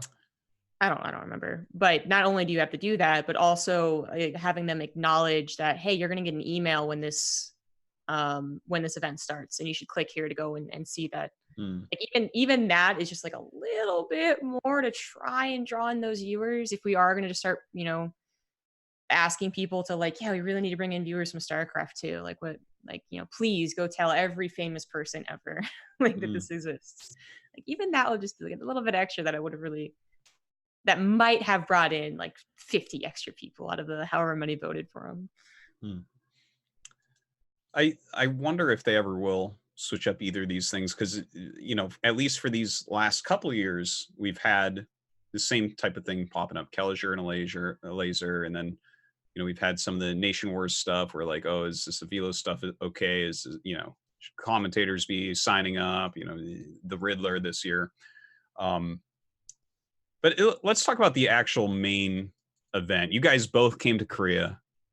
Awesome event, in my opinion. What were your guys' overall thoughts? Because you guys were both here last year as well, right? Yep. Comparing the 2 years, GSL versus the World last year and this year, what are your thoughts on the overall show and the tournament? Mr. Dragon. Well, that's a lot to unpack. Yeah, it is. So first of all, I'll say I really liked the games from this year. A lot of them were really fun. Granted, I have a very, very biased standpoint where I was cheering the hell on for a laser because I was like super on board the shut up the haters train. Obviously, I was super happy for Neeb doing fairly well versus like Showtime and stats. But overall, like I enjoyed a lot of the games this year. I do think one thing that I like, the team match is another big thing for GSL versus the World, besides just the tournament and everything. And there's one thing that like bugs me, and it bugged me last year too about GSL versus the World, which is the players, or especially the Koreans, got super into like a little bit of the trash talk and the banter and everything. And like the games were actually fairly cool. But like there's one thing, and this is like, I'm pretty sure, Dan, you have more behind the scenes on this and everything, but this is just my guess. There's one stage setup for each one of the players. And then when you need to swap in another player or another two players every single game, there is like 10 to 15 minutes of downtime that the commentators had to fill. But to me, that broke the tension of all the really cool stuff that was happening. And I feel like if they could like figure that out, I wish that they could change the team format, because I actually think that could have been my favorite part of the event if it was just like snappy and it was like 3 minutes between games, not like 15 minutes. Yeah. Just to answer exactly what you're talking about. So basically, there's one PC for each team up there, because you're picking after the match is done. They have to go set up. One way I've seen this dealt with in the past, I believe it was IEM. Everyone had their own like SSD that was plugged in that just slid into the PC. So they already had all their settings set up, and they would just move that to whatever PC they're at for a really quick switch. I feel like that would be a good way to do it. And that definitely did slow it down. Compared to last year's Zombie Garb, what do you think about this year? It was a lot of the same. It did feel like there was less trash talk. The same problem, with the World thing made the in-person experience kind of drag a little. And the in-person experience always is unfortunately like a little bit suckier actually. Like we don't get to hear you guys because the radios. And then there's all that waiting for the team games. But apparently people really loved it. I do think we're close enough that, you know, we no longer have to be so afraid of a 4-0 stomp if it was actually non-Koreans versus Koreans. They should probably make that the team games next year if it happens again. I think that's probably the only reason they didn't, right? Is that they didn't want a 4-0 stomp. Yeah, I think you're right. Yeah. So I hope they do that next year. And obviously I wish it was at a bigger venue as well, even though like the venue wasn't packed. And I know that's like one of the reasons you would be like considering a bigger venue, but it's one of those things where it's like exactly the chicken or the egg scenario, but because it was in a bigger venue, I feel like less people were like, yeah, I got to go to the finals day, you know? So yeah, I actually felt like last year filled up pretty nicely. And yeah, it was different because foreign versus Korean and all that, but those are my thoughts. Yeah, the as far as the live like at the studio for the finals compared to not at the studio, that is a big way to cut costs. That's super expensive to transport all the equipment and rent out the venue and everything that you need for that. So I think that was that definitely had more to do with it than the viewership or the amount of people showing up. Because if I recall correctly, last year the stadium was quite full. For the finals, yeah. But okay. Overall for the tournament, then, what did you guys think about kind of the storyline of this event of the Koreans kind of getting crushed? Oh God.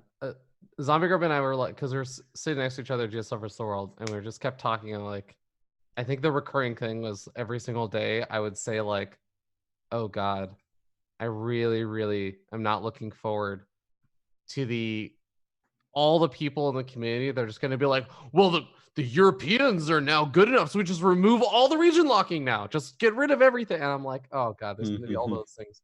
And like, I do think it was a really cool story.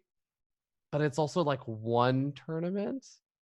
It's like one data point and like what, maybe like 6 Korean versus non-Korean like matches, like 6 best-of-5s or something like that. So it's not a lot to go on for like in regards to that whole topic. But I mean, I thought it was really cool. I really like the whole. It's kind of like that thing where I got really sick of the Korean versus non-Korean storyline, and I was really happy with the region locking, like forcing us to explore other stuff. But GSL versus the World is like the place that we get to explore that again alongside BlizzCon, and I guess IEM Katowice. So I don't know. I like that it gets explored there. Okay. Zombie Grubs, your thoughts?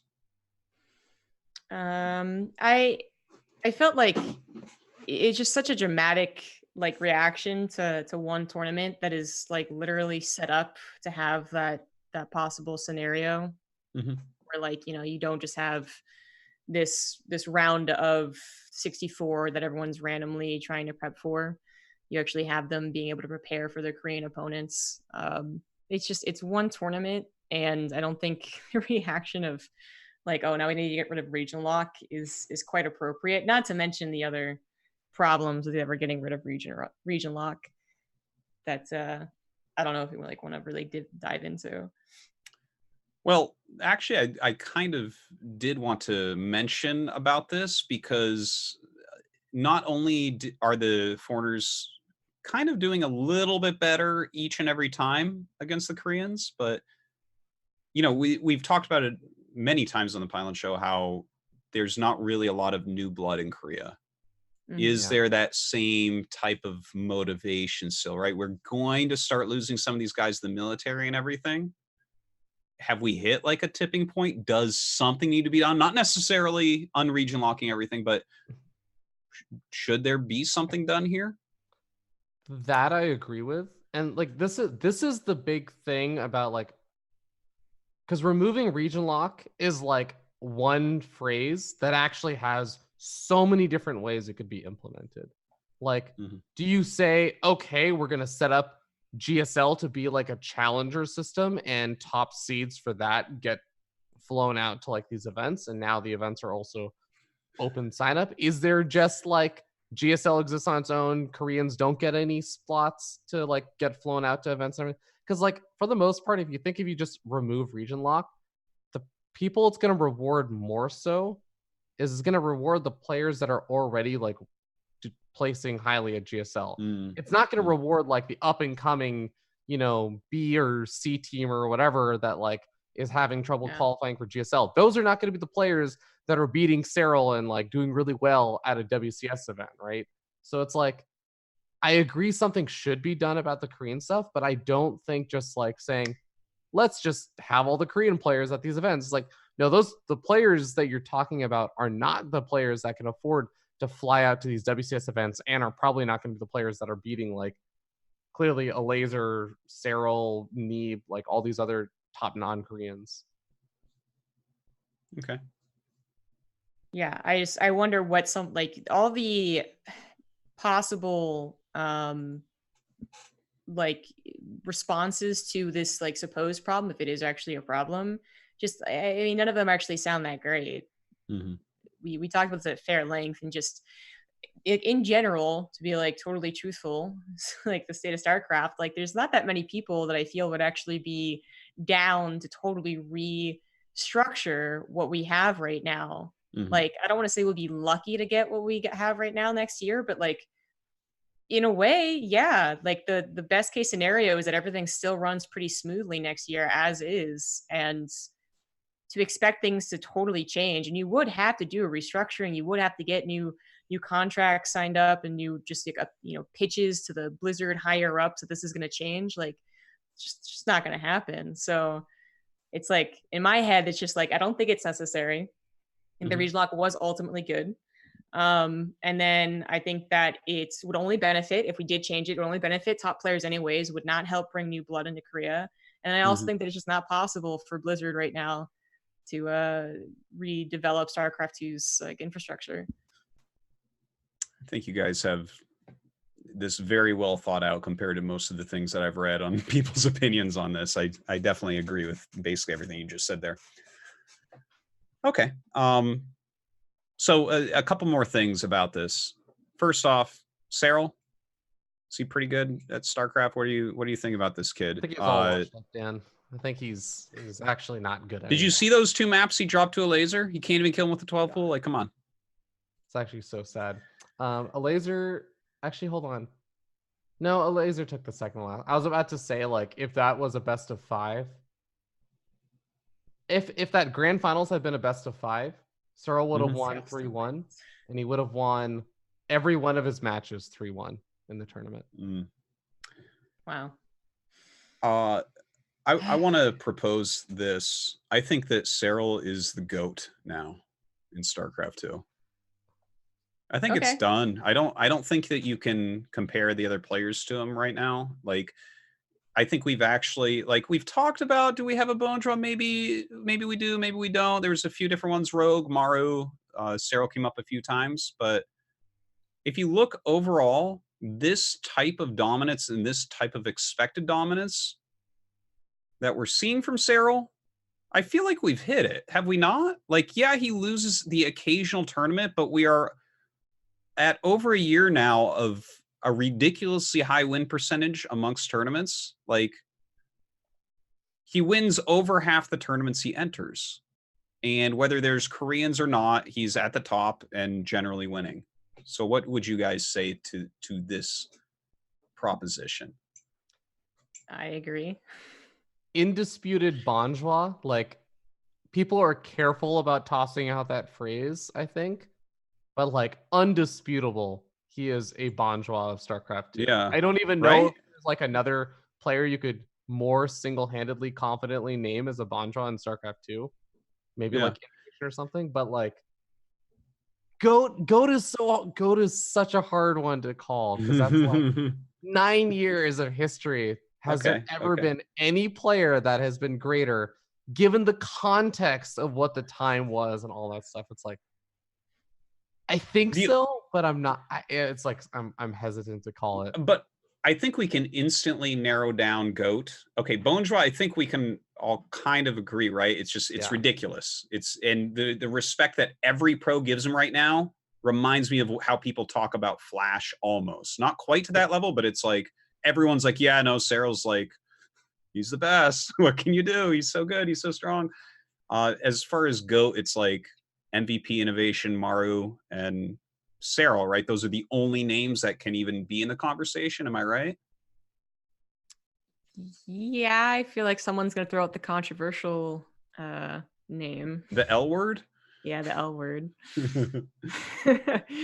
But yeah, I think so. That's correct. Okay. Okay. What would he have to do to leave those names in the dust for you guys? Win BlizzCon again. He'd be the only back-to-back champion, right? That's right. Yeah. Yeah. Yeah. Because SOS is the only other 2-time champ, right? SOS, yeah. He's been back-to-back. And SOS isn't the GOAT as badly as I want him to be. Yeah. Yeah. People who say win a GSL, I don't know. I mean, he doesn't want to play it. Not only is it impossible, we'll never find out if he's even capable of doing it. So it's like, well, I guess he's just never going to meet your standards. All right, but then. As the hypothetical, like, what could he do to leave someone in the dust? Winning a GSL would be the thing, right? No, it wouldn't. So because if he wins one GSL and then loses, like, it's top 4 in IAM and top 4 at BlizzCon, people will just be like. So here's the reason why I think it is a difference maker. Every tournament, and this isn't Cyril's fault, it's just the nature of non-Korean tournaments. Almost every single tournament he plays in is like a weekend tournament, low preparation thing. And that is the one thing that GSL sets itself different for. Yeah, but even then, like, I always wonder about that. Like, obviously it's different because it is every week is preparation and also amongst the highest level players, whereas Challenger you could say is preparation, but isn't exactly against the highest quality of players. Like, I just feel like it is close enough though in my mind that it's like people have had time to prep against Cyril. This isn't always him just being like, yeah, you don't know what I'm going to do, bitches. People always know what he's going to do. And he's had to endure different maps, and endure different metas, had to endure being attempted to be meta games because there are preparation tournaments, even though it's not the same quality as GSL. Like, I just feel like he's already proven that he would do well in GSL, but you get literally 3 chances per year to win that. My counterpoint would be that I think most of the times, interestingly enough, that he is in a tournament with someone where, like, there is time to prep, it's group stages. And very commonly I hear the strategy for everyone in the group is, okay, so I have to play Cyril, but then I need to beat these other guys. So like, I'm with you 80%, but I do still think the 20% is like, if you wanted to leave everyone in the dust and become like the undisputed GOAT that no one would like be able to argue with, I do think winning a GSL. Okay, but in the realistic scenario that he could win BlizzCon, would that also do it? Back-to-back BlizzCon wins. It's a good question. But can it be equivalent as someone like as no one's ever done that before? Missing out a victory in a preparation tournament is kind of big, but his actual skill is so ludicrously high. It's so silly, like, watching him, you're like, oh, every other Zerg in the world would be dead right now. And then, you know, and then in the same game where every other Zerg in the world would be dead right now, it'll be like he'll be playing against someone like Stats, right? And then you're like, oh, every Protoss but Stats would have actually lost to him too. So it's like, just his level is so unreal. Maybe the BlizzCon victory can do it, but I mean, all of us want him to do GSL. I wish he would. You know what actually, I think is affecting my my bias against this GSL victory? Okay. I'm gonna be super controversial right now, right? You brought up I know what you're gonna say. Good. Oh yeah, I'm doing it. Fucking Maru. What is up? He wins 3 GSLs, well, 4 GSLs actually in a row. And then like for the last like 5 months, it's just like, okay, Maru, thanks for disappointing us once again. Like, is it that big of a deal when Cyril every month is the guy that everyone's like, yep, he's gonna do really well? Like, and he does really well. Like, comparing those two, because like Maro's the other people that people are like, oh, is he a GOAT because he won 4 GSLs in a row? And it's a fucking amazing feat. Don't get me wrong.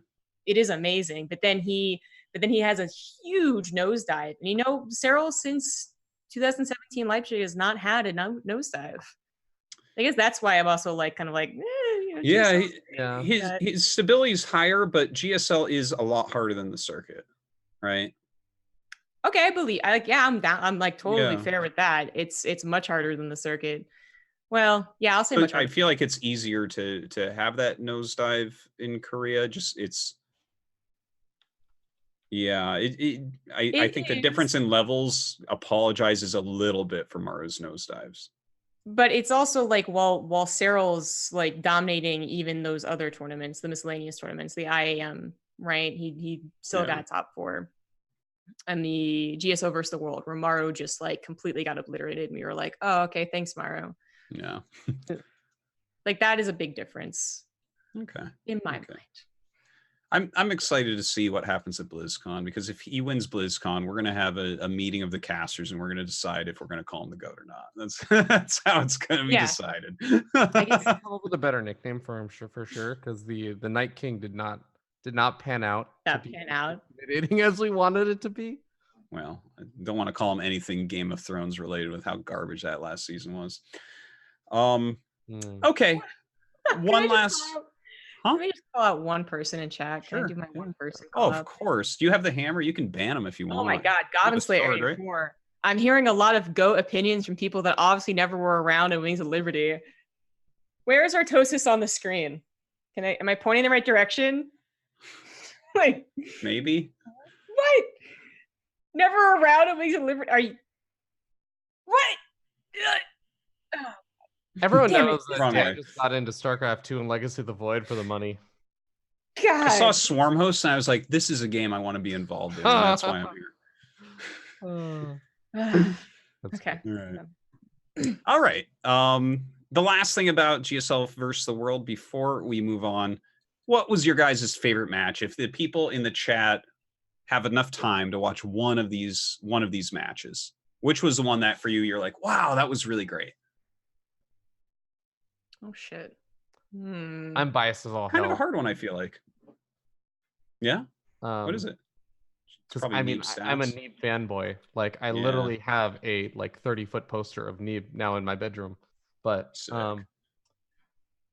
I actually even though Neeb lost this, a laser versus Neeb. Oh my God. It was good. Yeah, it was good. It was good.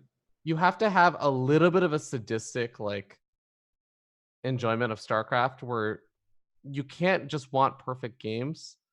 You have to enjoy mistakes and the suspense of things. To enjoy that. Otherwise, that series is painful. I like that. That's fair. You can't play perfect all the time, that's for sure.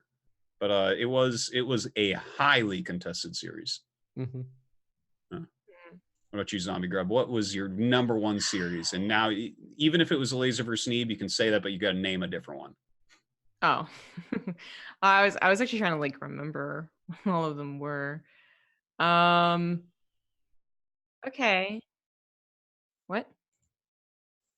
Oh, I brought them up on Wikipedia. Yeah. Let's see here. Star Wars Neeb was fun, but and I actually kind of slept through a lot of Star Wars Classic, I'm not gonna lie. Taking a little power nap. Wow, I'm gonna be maybe a little lame here and say that I actually really enjoyed Dark Laser. I thought that it also set the tone as well. So in the context of hey, I've avoided all spoilers. I'm gonna watch the entire thing starting right now. I'd be like, that is a great thing to start with. It is literally the start.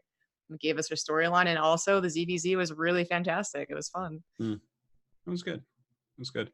I liked both the times. I liked both those matches you guys were saying. I was considering both those, and then the two time matches, Time Sue and Time a Laser. I think we're both, even though it's a 3-0 and a 3-1. The 3-1 from a laser, I felt like that was pretty highly contested, and even the 3-0 against Sue, there was some really good games there. That King's Cove game, my God. But another one of those games, kind of like the Laser Neeb series, where you're like, oh, there's a lot of mistakes, but this is a very good game. Time's gonna be like Hmm? it's gonna be like beyond in terms of like the quality, the funness of his matches to watch. It's gonna be really high. Yeah, time is just becoming for me like one of, you know, like you have the list of players in your head where you're like, it's not like the quality of the games, of course, is important, but like to some extent, you just enjoy watching them regardless a little bit of the quality of the games. Time is becoming one of those players for me. I'm so happy to see him doing well. Yeah. Mhm. I know exactly what you mean. I'm kind of like that with TY and Rogue. Like, I'll just always watch their games. I just love those guys. All right. Well, that was GSL versus the world. Thank you for your thoughts on that, guys. We're going to quickly jump into GSL Code S because we're only 6 days out from it resuming after like 5 weeks off or 6 weeks off. It's crazy how long ago this tournament was going on. Literally, okay, let me see. The last day, July 20th was the last day of GSL Code S. And now here we are. It's going to be August 28th. So that is a whole month and then a whole nother week and a whole nother day. And I don't even know if July has 30 days or 31 days, but like maybe that's another day too. Okay, so taking a look here. Group A, Dark Keen Special Fantasy. Group B, Trap Cure Hero TY. Group C, Maru Solar Stats Rogue. Group D, Classic Ragnarok Deer Zest. Does anything stick out to you guys as a group of death here? Just trying to find it. I would normally just jump at Group C with Maru Yeah. Solar Stats Rogue. Oh, I lost it. Maru's stats Right. and Rogue, yeah, that's a pretty damn tough group. Solar at Asus ROG, folks. He's good again, Oh, okay, there we go. right? I'll just Legitimately, trust yeah. Yeah. No, Solar Yeah. is doing really well. No, this is not me like being like, I don't think so. This is me being like, I actually don't know. I haven't seen too many of Solar's games. Oh, okay. No, he Yeah, did really so- well. He did really well. Yeah, Asus ROG I didn't really watch too much of, but I watched some of his games and it was like, oh, okay, he's really good. And then Alima League, recently, he did really quite well. I'm back to being impressed by Solar, and that's actually really good because honestly, we kind of like skipped over the like almost the meme that developed as well in GSL vs. the World, which is Korean Zergs. That's true. That's true. Like yeah, the Korean Zergs actually kind of need someone. Obviously, Dark is like still really good. I'm not saying they're not, but Sue's kind of fallen off ever since like IEM. And other than that, like it was always Rogue, Dark, Sue, and then you'd start to kind of struggle afterwards. So Yeah. really cool to see Solar doing really well again. So yes, I think I'd go with Group C. I think so. It's pretty straightforward, but let's just get a couple predictions for these groups. Dark Keen Special Fantasy, that'll be on August 28th, Group A. What do you guys think? Who's coming out of here? That actually, I find that a little bit hard to predict correctly. Yeah, if you had asked me before GSL vs. the World, I would not have been like Fantasy was gonna do super well. Now I'm like, I don't know anymore. Wait. Yeah. You would have said Fantasy wasn't going to do well, but now you want to say he will do well? Yeah. I was After impressed. GSL vs. the World. Fantasy impressed me at GSL vs. the World. Even though he didn't do. Do you disagree? Well, his one game versus Raynor was pretty impressive, but Raynor even admitted he played really poorly. Yeah, but what about his series about against Fantasy Classic? Yeah, I'm thinking of Fantasy versus Classic. That didn't impress you? That was one of the most impressive 1-3 performances I've ever seen. I thought he played very well. And I think he'll get out of that group. Okay. Just say it, Zombie Grub. Just say it, all right? We know. He lost, okay? He lost all of his matches. I mean, at one point, he was in an okay position and then just literally moved like a piece of plywood from us. Look, assuming he doesn't do that in his GSL group, I think he could do really well. I mean, that's a good point, actually. Assuming he doesn't just not a move, like I agree.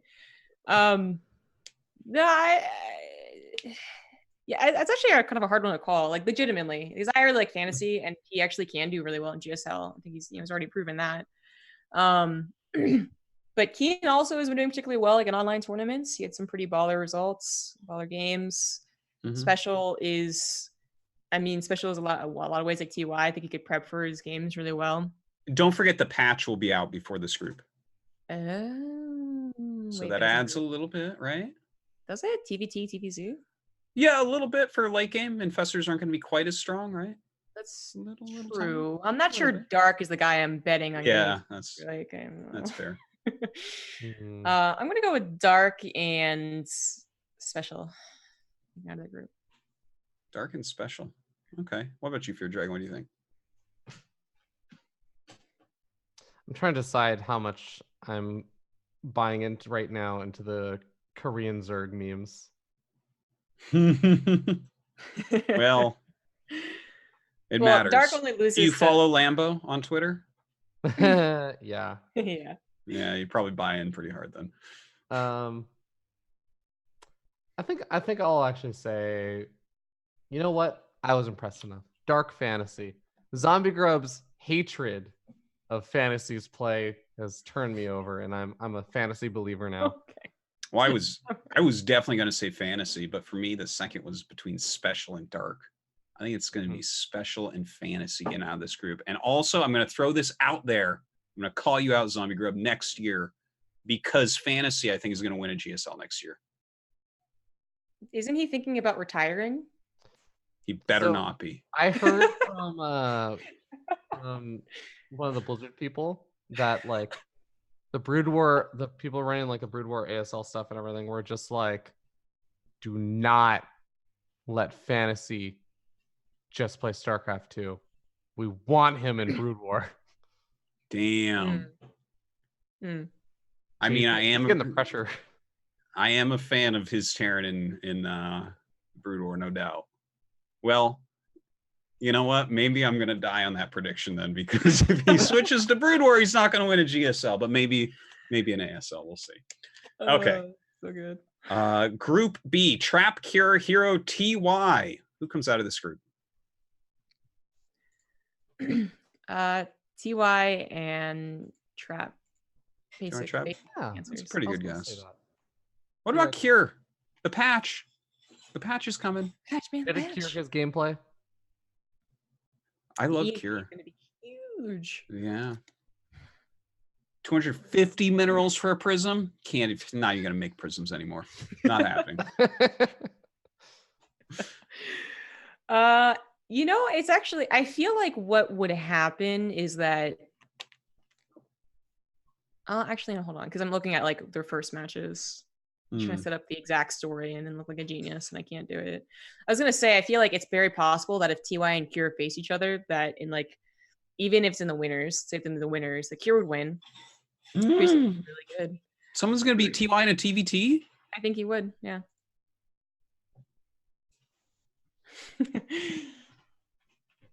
Going with it. Not buying it. I'm going with it. And then TY like loses all hope after that, and then gets beat by 2 Protosses, and then just has to cast the rest of GSO. I feel bad for Sue at that point. He's the fill-in. I'm feeling TY Cure maybe. I'm just gonna vote all the Terrans through. That's what I'm gonna do. That patch. As long as only half of your predictions are overlapping with ours, then our predictions won't be fully cursed. So there you go. All right. It's an old meme, sir. Wait, who did you say? Fear Dragon? Did you say Trap? I said TY Trap. Yeah, that's a pretty safe one. You guys are cowards. All right, Group C. Maru, Solar, Stats, Rogue. What are we thinking? I'm gonna go with Stats and Solar making it out. Ooh, yeah, I think that's a hard group though to guess.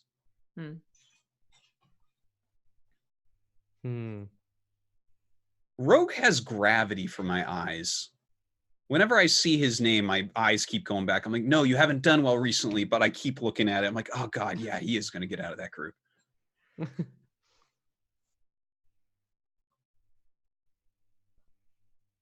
Fear Dragon, what do you think?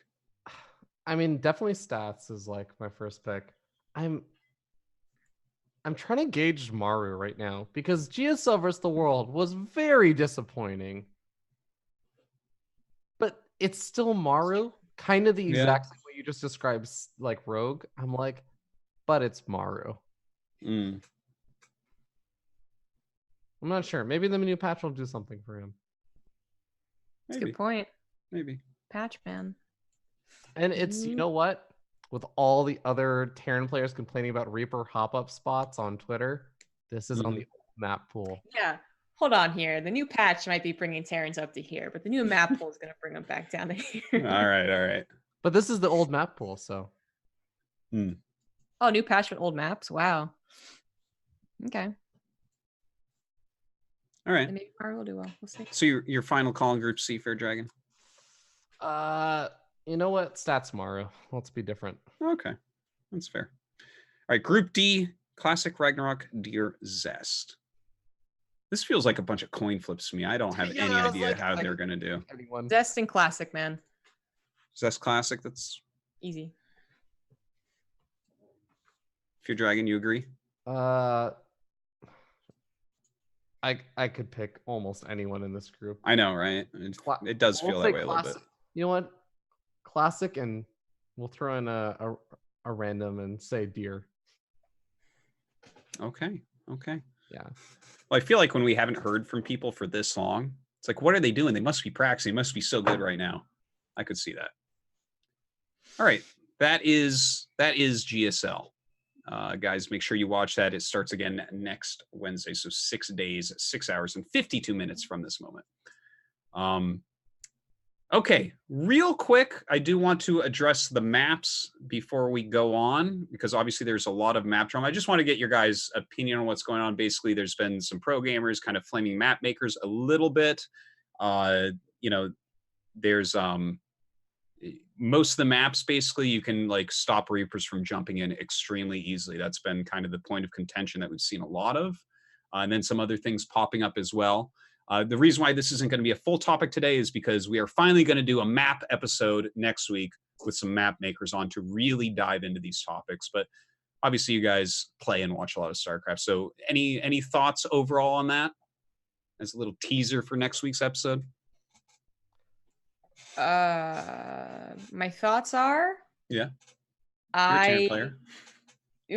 Well, assuming that like I haven't played the maps, I haven't seen them. It is actually that many that are going to be inaccessible to Reaper scouting, as well as any tiny little bits of harassment is going to be impossible. I am more focused on the actual discussion between the map makers and pros than the maps themselves right now, and how it is kind of absurd to expect people to actually judge these maps, to be honest. Everyone I've talked to, including like some commentators that were invited to judge maps, just like it's super overwhelming, it's super difficult.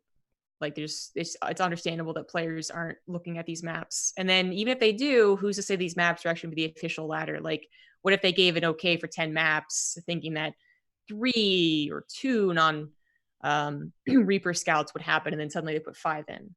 So I am more sympathetic towards the players. Okay. Yeah. What do you think, Fear Dragon?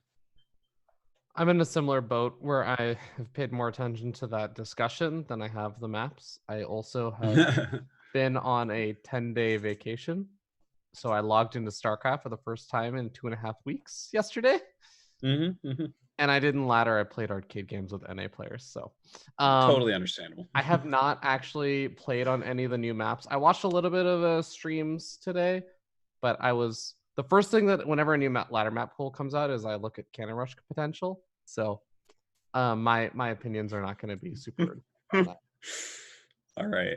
Have you checked out the cannon rush potential? I saw Mana getting cannon rush on oh god, I think it was Disco Bloodbath. I might be misremembering. Nice. It looked like a pretty sick location. So gonna try some of that stuff out probably. I can't do it this weekend. I'm doing Challenger. Yeah. Spoiler, dude. Well, you can say that. Well, oh my god. Whatever will I do? If you wait for Blizzard to announce casters for things, sometimes people are going to figure out as it goes live. Yo, they thought Fear Dragon was going to cast GSL versus the world. Oh my god. I'm still listed on every single one of the Team Liquid live report threads as a commentator. Damn, you should have walked up. We'd have been like, yeah, I don't know. You're on the Liquipedia. Come on. I was on the Liquipedia page until I went to the Liquipedia Discord. I'm like, hey guys, So I'm like 85% sure I'm not casting this. 85%. That's excellent. Yeah. All right. Yeah. Okay. That we'll curb the map discussion a little bit and really talk about that a lot next week. So thank you for that, guys. Real quick, jumping into ASL. We're right at the very end of ASL. Last night was the second best of 5 in the round of 4, which was Flash against Rain. Zombie Grub, you traveled all the way down to our studio to watch. What was that match like? I witnessed I got in there and all the tickets were sold out, and I was told that that makes sense. It's probably gets sold out, in a mere hour after it's announced. It's going to be the hypest match, PVT, best of 5, Rain versus Flash, best of both races. And then I sit there for a total of probably 50 minutes of actual game time, and then it's done. And I'm just like, there's no way. This is with the 5,001 was to get your reserve ticket. Yeah. That was if you like seeing Flash absolutely dominate, and many people do, then it was worth it. But Yes, that was not what I was expecting, man. Well, I like to watch Flash play, which is synonymous with dominate when you're talking about him. Yeah, it was insane. Huh? Why was it so short? Was it Flash or Rain that made it was Flash. Flash. Okay, so that could happen in the finals.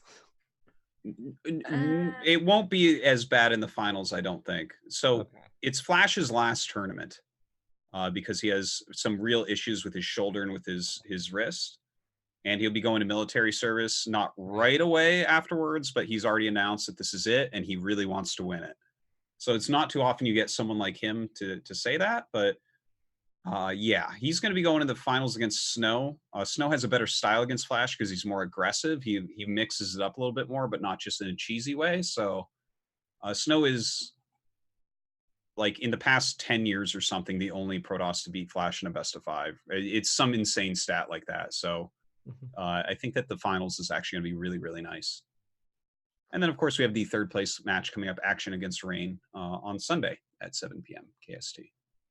But that is going to be a sick finals. And we have an outdoor venue and stuff at Children's Grand Park. So definitely check that out the Sunday after this Sunday at 5 p.m. at Children's Grand Park. Okay. That is that for our topics here today. Very, very good discussions going on. Let's jump over to the Patreon questions. Okay, let me see here. Start episode.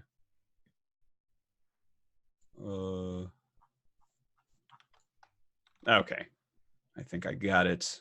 It says episode 59, but it's actually 60. Okay, are we ready, Cobra?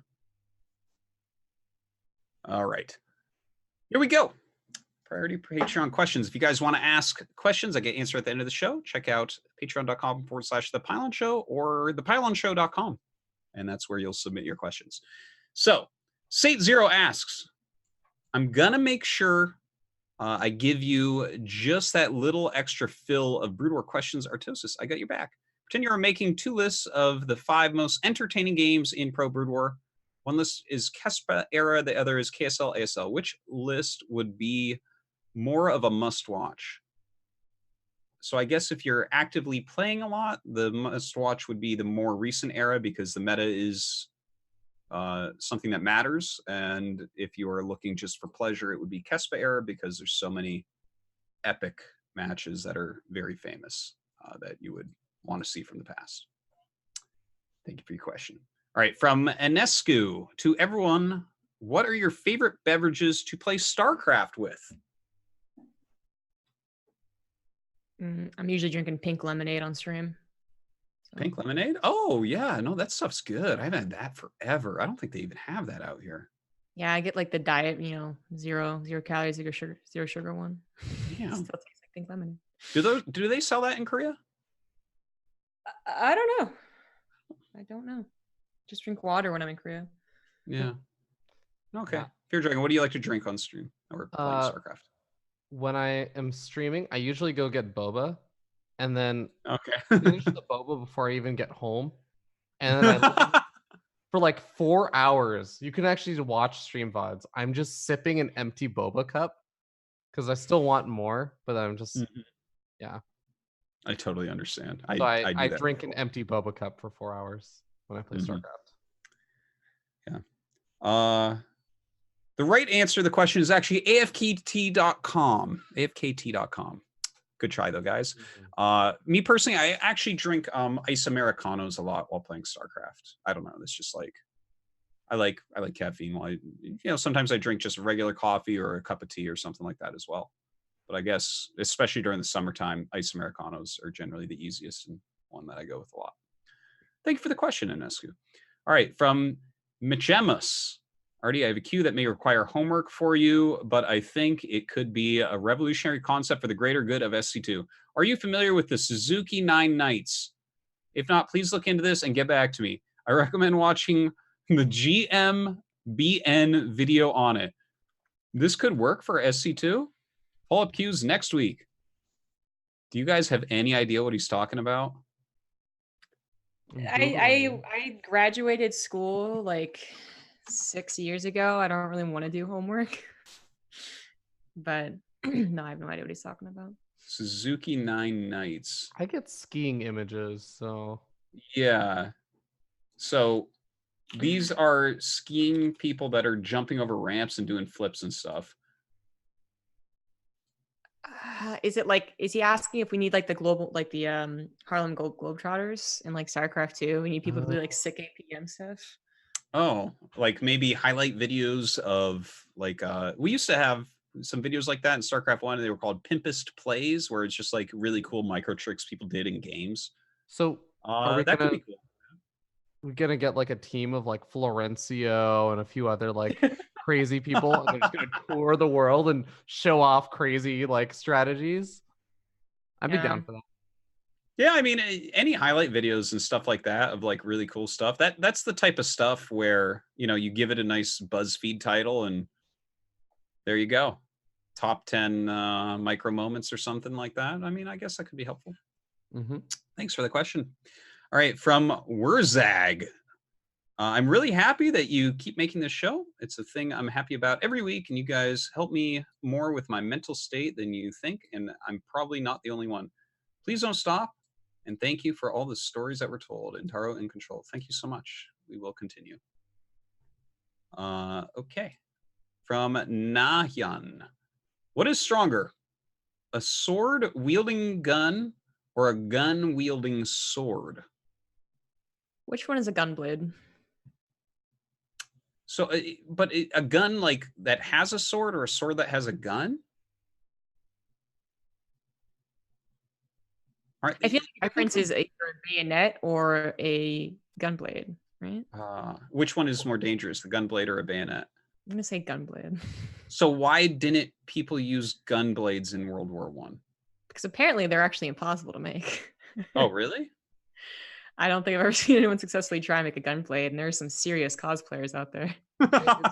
Is the sword or the gun like the person or like the thing operating the other thing? Yes. So in that case, it'd definitely be gun wielding sword, right? Because like a sword wielding a gun, you'd have to like jam the handle or like the blade into the trigger and like have to pull it back as like so much more versus like the gun, you can like kind of stick the sword hilt into like the trigger hole again area, and then it can just like move itself around and swing it around. Okay, yeah, it would be easier to aim in that context, I guess. Yeah. All right, good take on the question, guys. Thank you very much. Thanks for the question, Nahyan. From Johnny O. Katz and Grant pointed out that our community is older and more quiet, and I definitely fall into that category as I never post but support with Patreon. Just passing surprised me how much it affected me considering we'd never met. I want to say that the SC community means a lot to me. Much love. Thank you much. Appreciate it, guy. Full Metal Protoss asks, I can't quantify the impact Jeff had on my life. He is the reason I ever started watching SC2 back in 2013. His loss is felt. I do have a question, though. I have been subbed to this channel for a long time. I still am, but I'm wondering, should I continue to do so? Does Twitch just get the money? I can't really answer that. I don't know what's going to happen with Jeff's Twitch channel. So for that, a lot of the funds are being used for the expenses for the funeral, and then the rest of them will be sent to the SoCal Bulldogs, and then the channel will be turned to a legacy channel is the plan, and then everybody will get to keep their subs whenever that rolls over, and those will be permanent lifetime subs that they don't get to pay for. I'll be working on that over the next week to week and a half with Twitch, and we'll have an official word and statement about those moving forward soon. Great. Thank you so much, Cobra. There's the answer to your question. Thank you. All right. From Zesty. Zesty asks, do you think the Carbot skin pack for StarCraft gives any buffs / nerfs to specific races / units? In SC2, are there any skin packs that alter visuals in a manner that could be construed as buffs and nerfs? Trying to get every advantage I can, he says. All right. For StarCraft 1, the Carbot skins, what I've noticed so far, Micro feels easier with Marines because their steps are so much more clear. I can't describe it super well. Zombie Grub, you're shaking your head, so you've noticed this kind of as well? Yeah.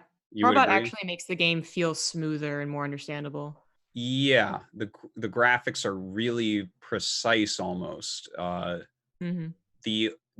I noticed that, and then I also noticed you can see burrowed lurkers under Dark Swarm more clearly on Carbots than in the regular game. So those are the only two things I really noticed. I only played for 1 day on the skin pack so far. What about Storm is also more accurate in terms of its actual damage. Oh, that would make real sense because Storm has funny edges in regular StarCraft 1. It has really funny edges. What about cloaked units? Because I've been wondering about that since like the way that cloak usually works is it like distorts the area around it. But because so many of the Carbot like textures and stuff are like flat, there's just like a flat color for certain points. I've been wondering if that like makes it easier or harder to see. That's a good question. Yeah. Haven't really looked into that. Yeah. Are there any StarCraft 2 skin packs that you think are buffs or nerfs? That I think the newest Zergling skin, we noticed in GSL vs. the World, makes it harder to count the Zerglings. Okay, but I think that's actually any Zergling skin. Even the first one that they came out with, the one with like more elaborate wings. Oh my god! Made it harder to count lings. Yes. So yeah, it does. There's an immortal skin that makes it really look like stalkers, and when I was using that, I was having the hardest time microing. Really hard. I hate that skin so much. There's only one skin in the game that I like straight up do not want anymore, and I want it removed. Is that immortal skin? But also Maynard points out the spiky roaches. Tumbling claws and spiky roaches are really hard to tell. Oh, the what was it? The Twilight Council? One of the one skin that doesn't show its researching? No, it does show its researching, but it has the like normally with like the default skin, if it's not if the Protoss building is like not flashing or spinning, then it's not researching. With the skin, if it is flashing and spinning, then it's not researching. Yeah, it was Cybernetic Score, I believe. So you could it's like literally the vice versa of what you would expect. Yeah. That's weird. There you go. All right. Thank you for the question. All right. Shampoo McTavish asks, is King's Cove the best map of Legacy of the Void? It's pretty balanced. Players like it, and we see a ton of games on it. How does it compare to the all-time greatest maps? What do you guys think? Is that the best map right now? I like the Sun Station more. Legacy of the Void? Oh my god. No, I don't think King's Cove is best of Legacy of the Void. Granted, I don't remember all the ones in Legacy of the Void. I like Abyssal Reef is still pretty up there. Yeah, Abyssal Reef is pretty good. King Sejong Station, though, I think might have actually won it. Someone won me over with that. But I mean, it's a very good map. I think it gives us some very good games. It does remind me in some ways of Abyssal because it forces a lot of longer games now too. I don't know if I would put it as number one. I don't have a very strong opinion about King's Cove. It just is a good map, in my opinion. Okay, thank you for the question. Bradita asks, I think most of us agree that smurfing isn't cool and don't approve of people or streamers blatantly smurfing. How do you feel about the use of alts strictly for meme builds or unorthodox play? Example, an all cheese account or mech only account, etc. Do you consider this a form of smurfing?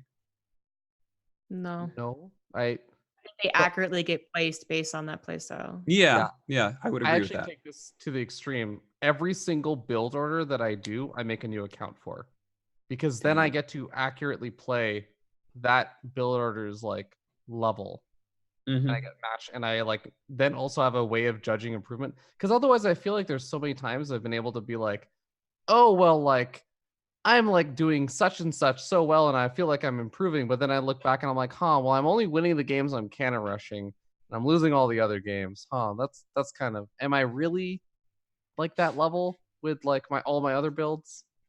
I don't know. I would say like if you're trying something completely new, that's not smurfing. You should be able to not destroy your high level regular account. Yeah, definitely agree with you guys. Thank you for the question. All right, from Carl T. West. He asks, I was really impressed by Fantasy and GSL versus the World round of 16 against Classic Zombie Grub. Obviously, his mechanics had some hiccups, but his builds were extremely clever. I don't know Brood War history that well, so I was hoping you could tell me what are some notable examples of Fantasy being clever from the old days. Well, let me fill you in, Mr. Carl.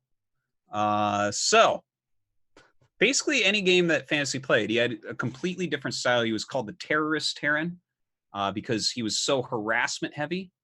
Some people theorize that his style at its peak would be stronger than even Flash, but it's so hard to actually do because he's very harassment based. He also went mech against Zerg a hell of a lot when it really wasn't all that strong or anything like that. I like for specific games, I'm gonna have to really rack my brain. Maybe I can get back to you on that, but kind of anything you watched, he just played very different from other Terrans. A very stylistic Terran, which is probably part of the reason, as Ruby said, that they want him back in Brood War because he's a very different type of Terran player. Okay. From Alice Sonder, our very own, she asks, GSL always inspires me with their great videos for 2020 Nation Wars. Tell us what your amazing vote for this player promo video would be. Like, who is the player and why isn't it Flash? Well, Flash is not playing StarCraft 2. But what do you guys think? What would you like to see from a player for the Nation Wars voting? Do you guys like remember? M. Canning made that video, right? So Yeah, I was actually confused. This van. Meant a hype video like the OSL intros, or like an interview video, or a hype video. I think he means like, or sorry, I think it's Alessandro. Oh yeah, no, I think you're right. It would be a hype video rather than a vote for me video. Yeah. Okay. Rereading the question. Oh. So it's not like the M. Canning video? Not like. Yeah, no, I don't think so because it's like the promo videos from GSL are kind of like you see the intro come in and then it shows like the camera goes like this real quick and then slowly over stats his face and like Raynor walks away or whatever. It's like pretty sick and epic, like the old OSL videos and MSL videos. Oh yeah. Yeah, GSL versus the World. But it does say vote for this player.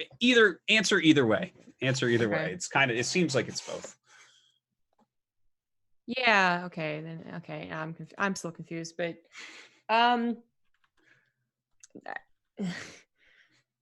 amazing. Yeah, she says whatever kind of video you like, it's your video. Okay. 60 seconds for the I had like Q&A the videos closes. aren't even made too, so I can literally tell link us. chat. Tell All right. us. So it was last year. Yeah, last January. This video got released. It'd be for Printf, and it's called "The Story of Printf: From Cheese to Art." I'm pretty sure you guys played some of it on the Pylon show. Like I put it in the chat. It's literally just like if you weren't a fan of Printf before, this literally just explains who Printf is and why he is like such an awesome person, and like why he'd be a lot of fun to see in like Nation Wars or something. So, yeah, excellent. Literally go look at that video. That's my answer. What about you, Zombie Grub? Do you have an idea? No, not really. So I'm just gonna go with like Zest would be the perfect model for any.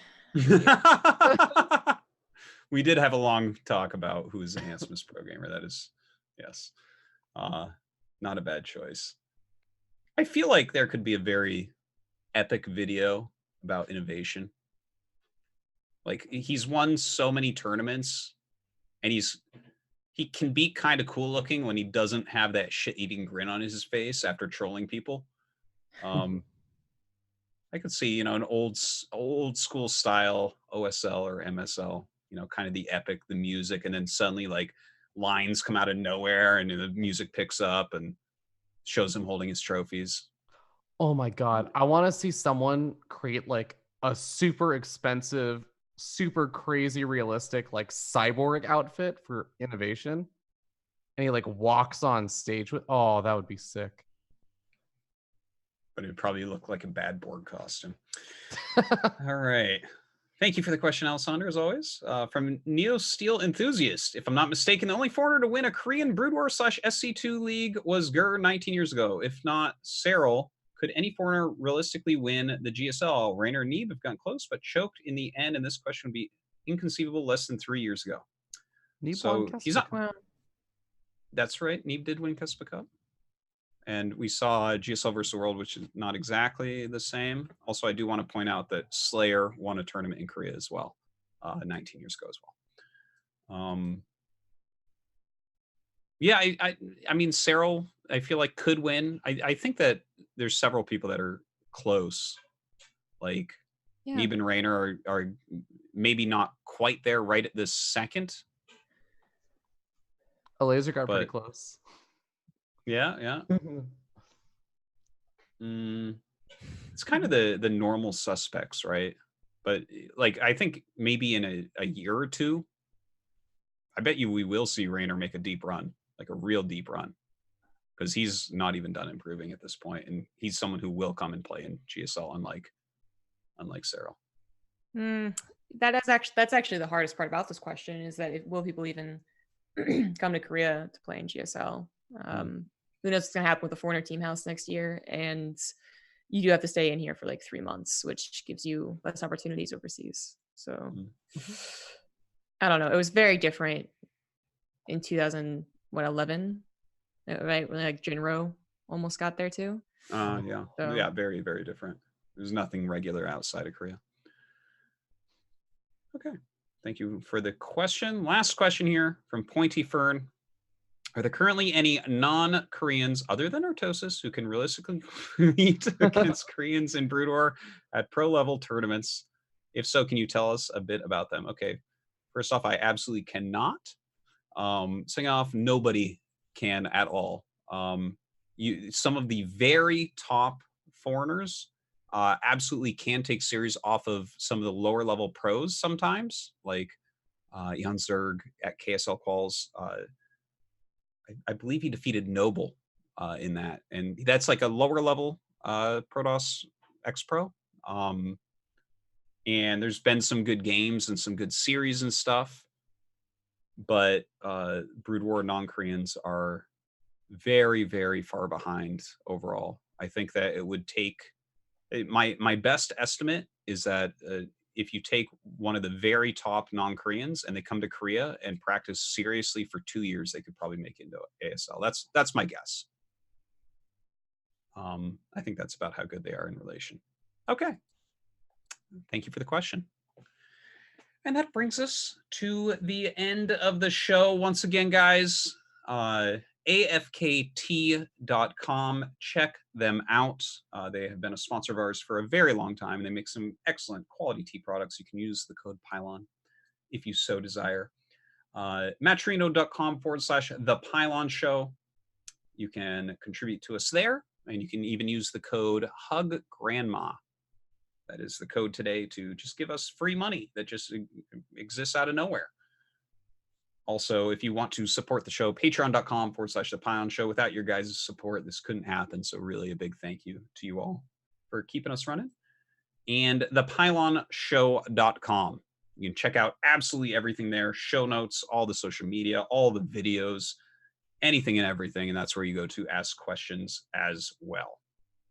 So guys, I want to thank you for coming on. Why don't you tell us what you're up to, what you're doing, where people can find you. Zombie Grub, what's going on? You can find me on Twitter at DG Gaming, YouTube Zombie Grub, Twitch Zombie Grub. I even have a website now, zombiegrub.com. Isn't that fancy? Ooh. Yeah, super fancy. And literally right after this, me and Fear Dragon are doing our Call of Cthulhu stuff. So that'll be on my channel where I do stream on Korean hours now, but I'm still streaming like almost every day now that I'm back from Japan. And that about covers what I'm doing. There you go. Excellent. And Fear Dragon, what are you up to? Where can people find you? Well, I may or may not be in Burbank, California this weekend, Dan, because I may or may not be doing some form of a WCS tournament at that studio. And I think the only thing I can think of is Challenger, but may or may not. Who knows? Could be anything, really. Yeah, it really could be anything. You'll just have to wait and find out probably like 10 minutes before. Yeah, so I'll be doing Challenger this weekend, and besides that, not a whole lot else coming up for me right now. Kind of busy helping my sibling get ready for their wedding, which I have to officiate. So, Yeah. Congrats! That's awesome. Yeah, don't really want to officiate it, but it's kind of something I just got roped into, so I'm like, okay. But yeah, so pretty much just Challenger for right now. I guess the memes will return about me retiring for probably a month. Oh, no doubt about that. I thought you were done forever. Really looking so I'm confused why you're here on the Pylon show and you went to GSL vs. World and now you're going to commentate. Yeah. Well, congrats on that, though. Thanks. That's awesome. As for me, I just want to thank you guys for coming on. And of course, the Pylon show staff. We have a wonderful staff that really puts in a lot of their free time and put a lot of effort into the show. So big thanks and much love to you all. And yeah, that is just about it. Thank you to everyone who supports the Pylon show. And we will, and of course, that wonderful, handsome guy, Cobra Venom. That was an amazing, that's not live, that's a video. That's so funny to me. Oh my God. Anyways, guys, make sure you tune in next week for the Pylon show as well. We're going to be doing a very in-depth episode on maps, having some map makers come on and whatnot and talking about all that. So thanks for watching, and we'll see you next week.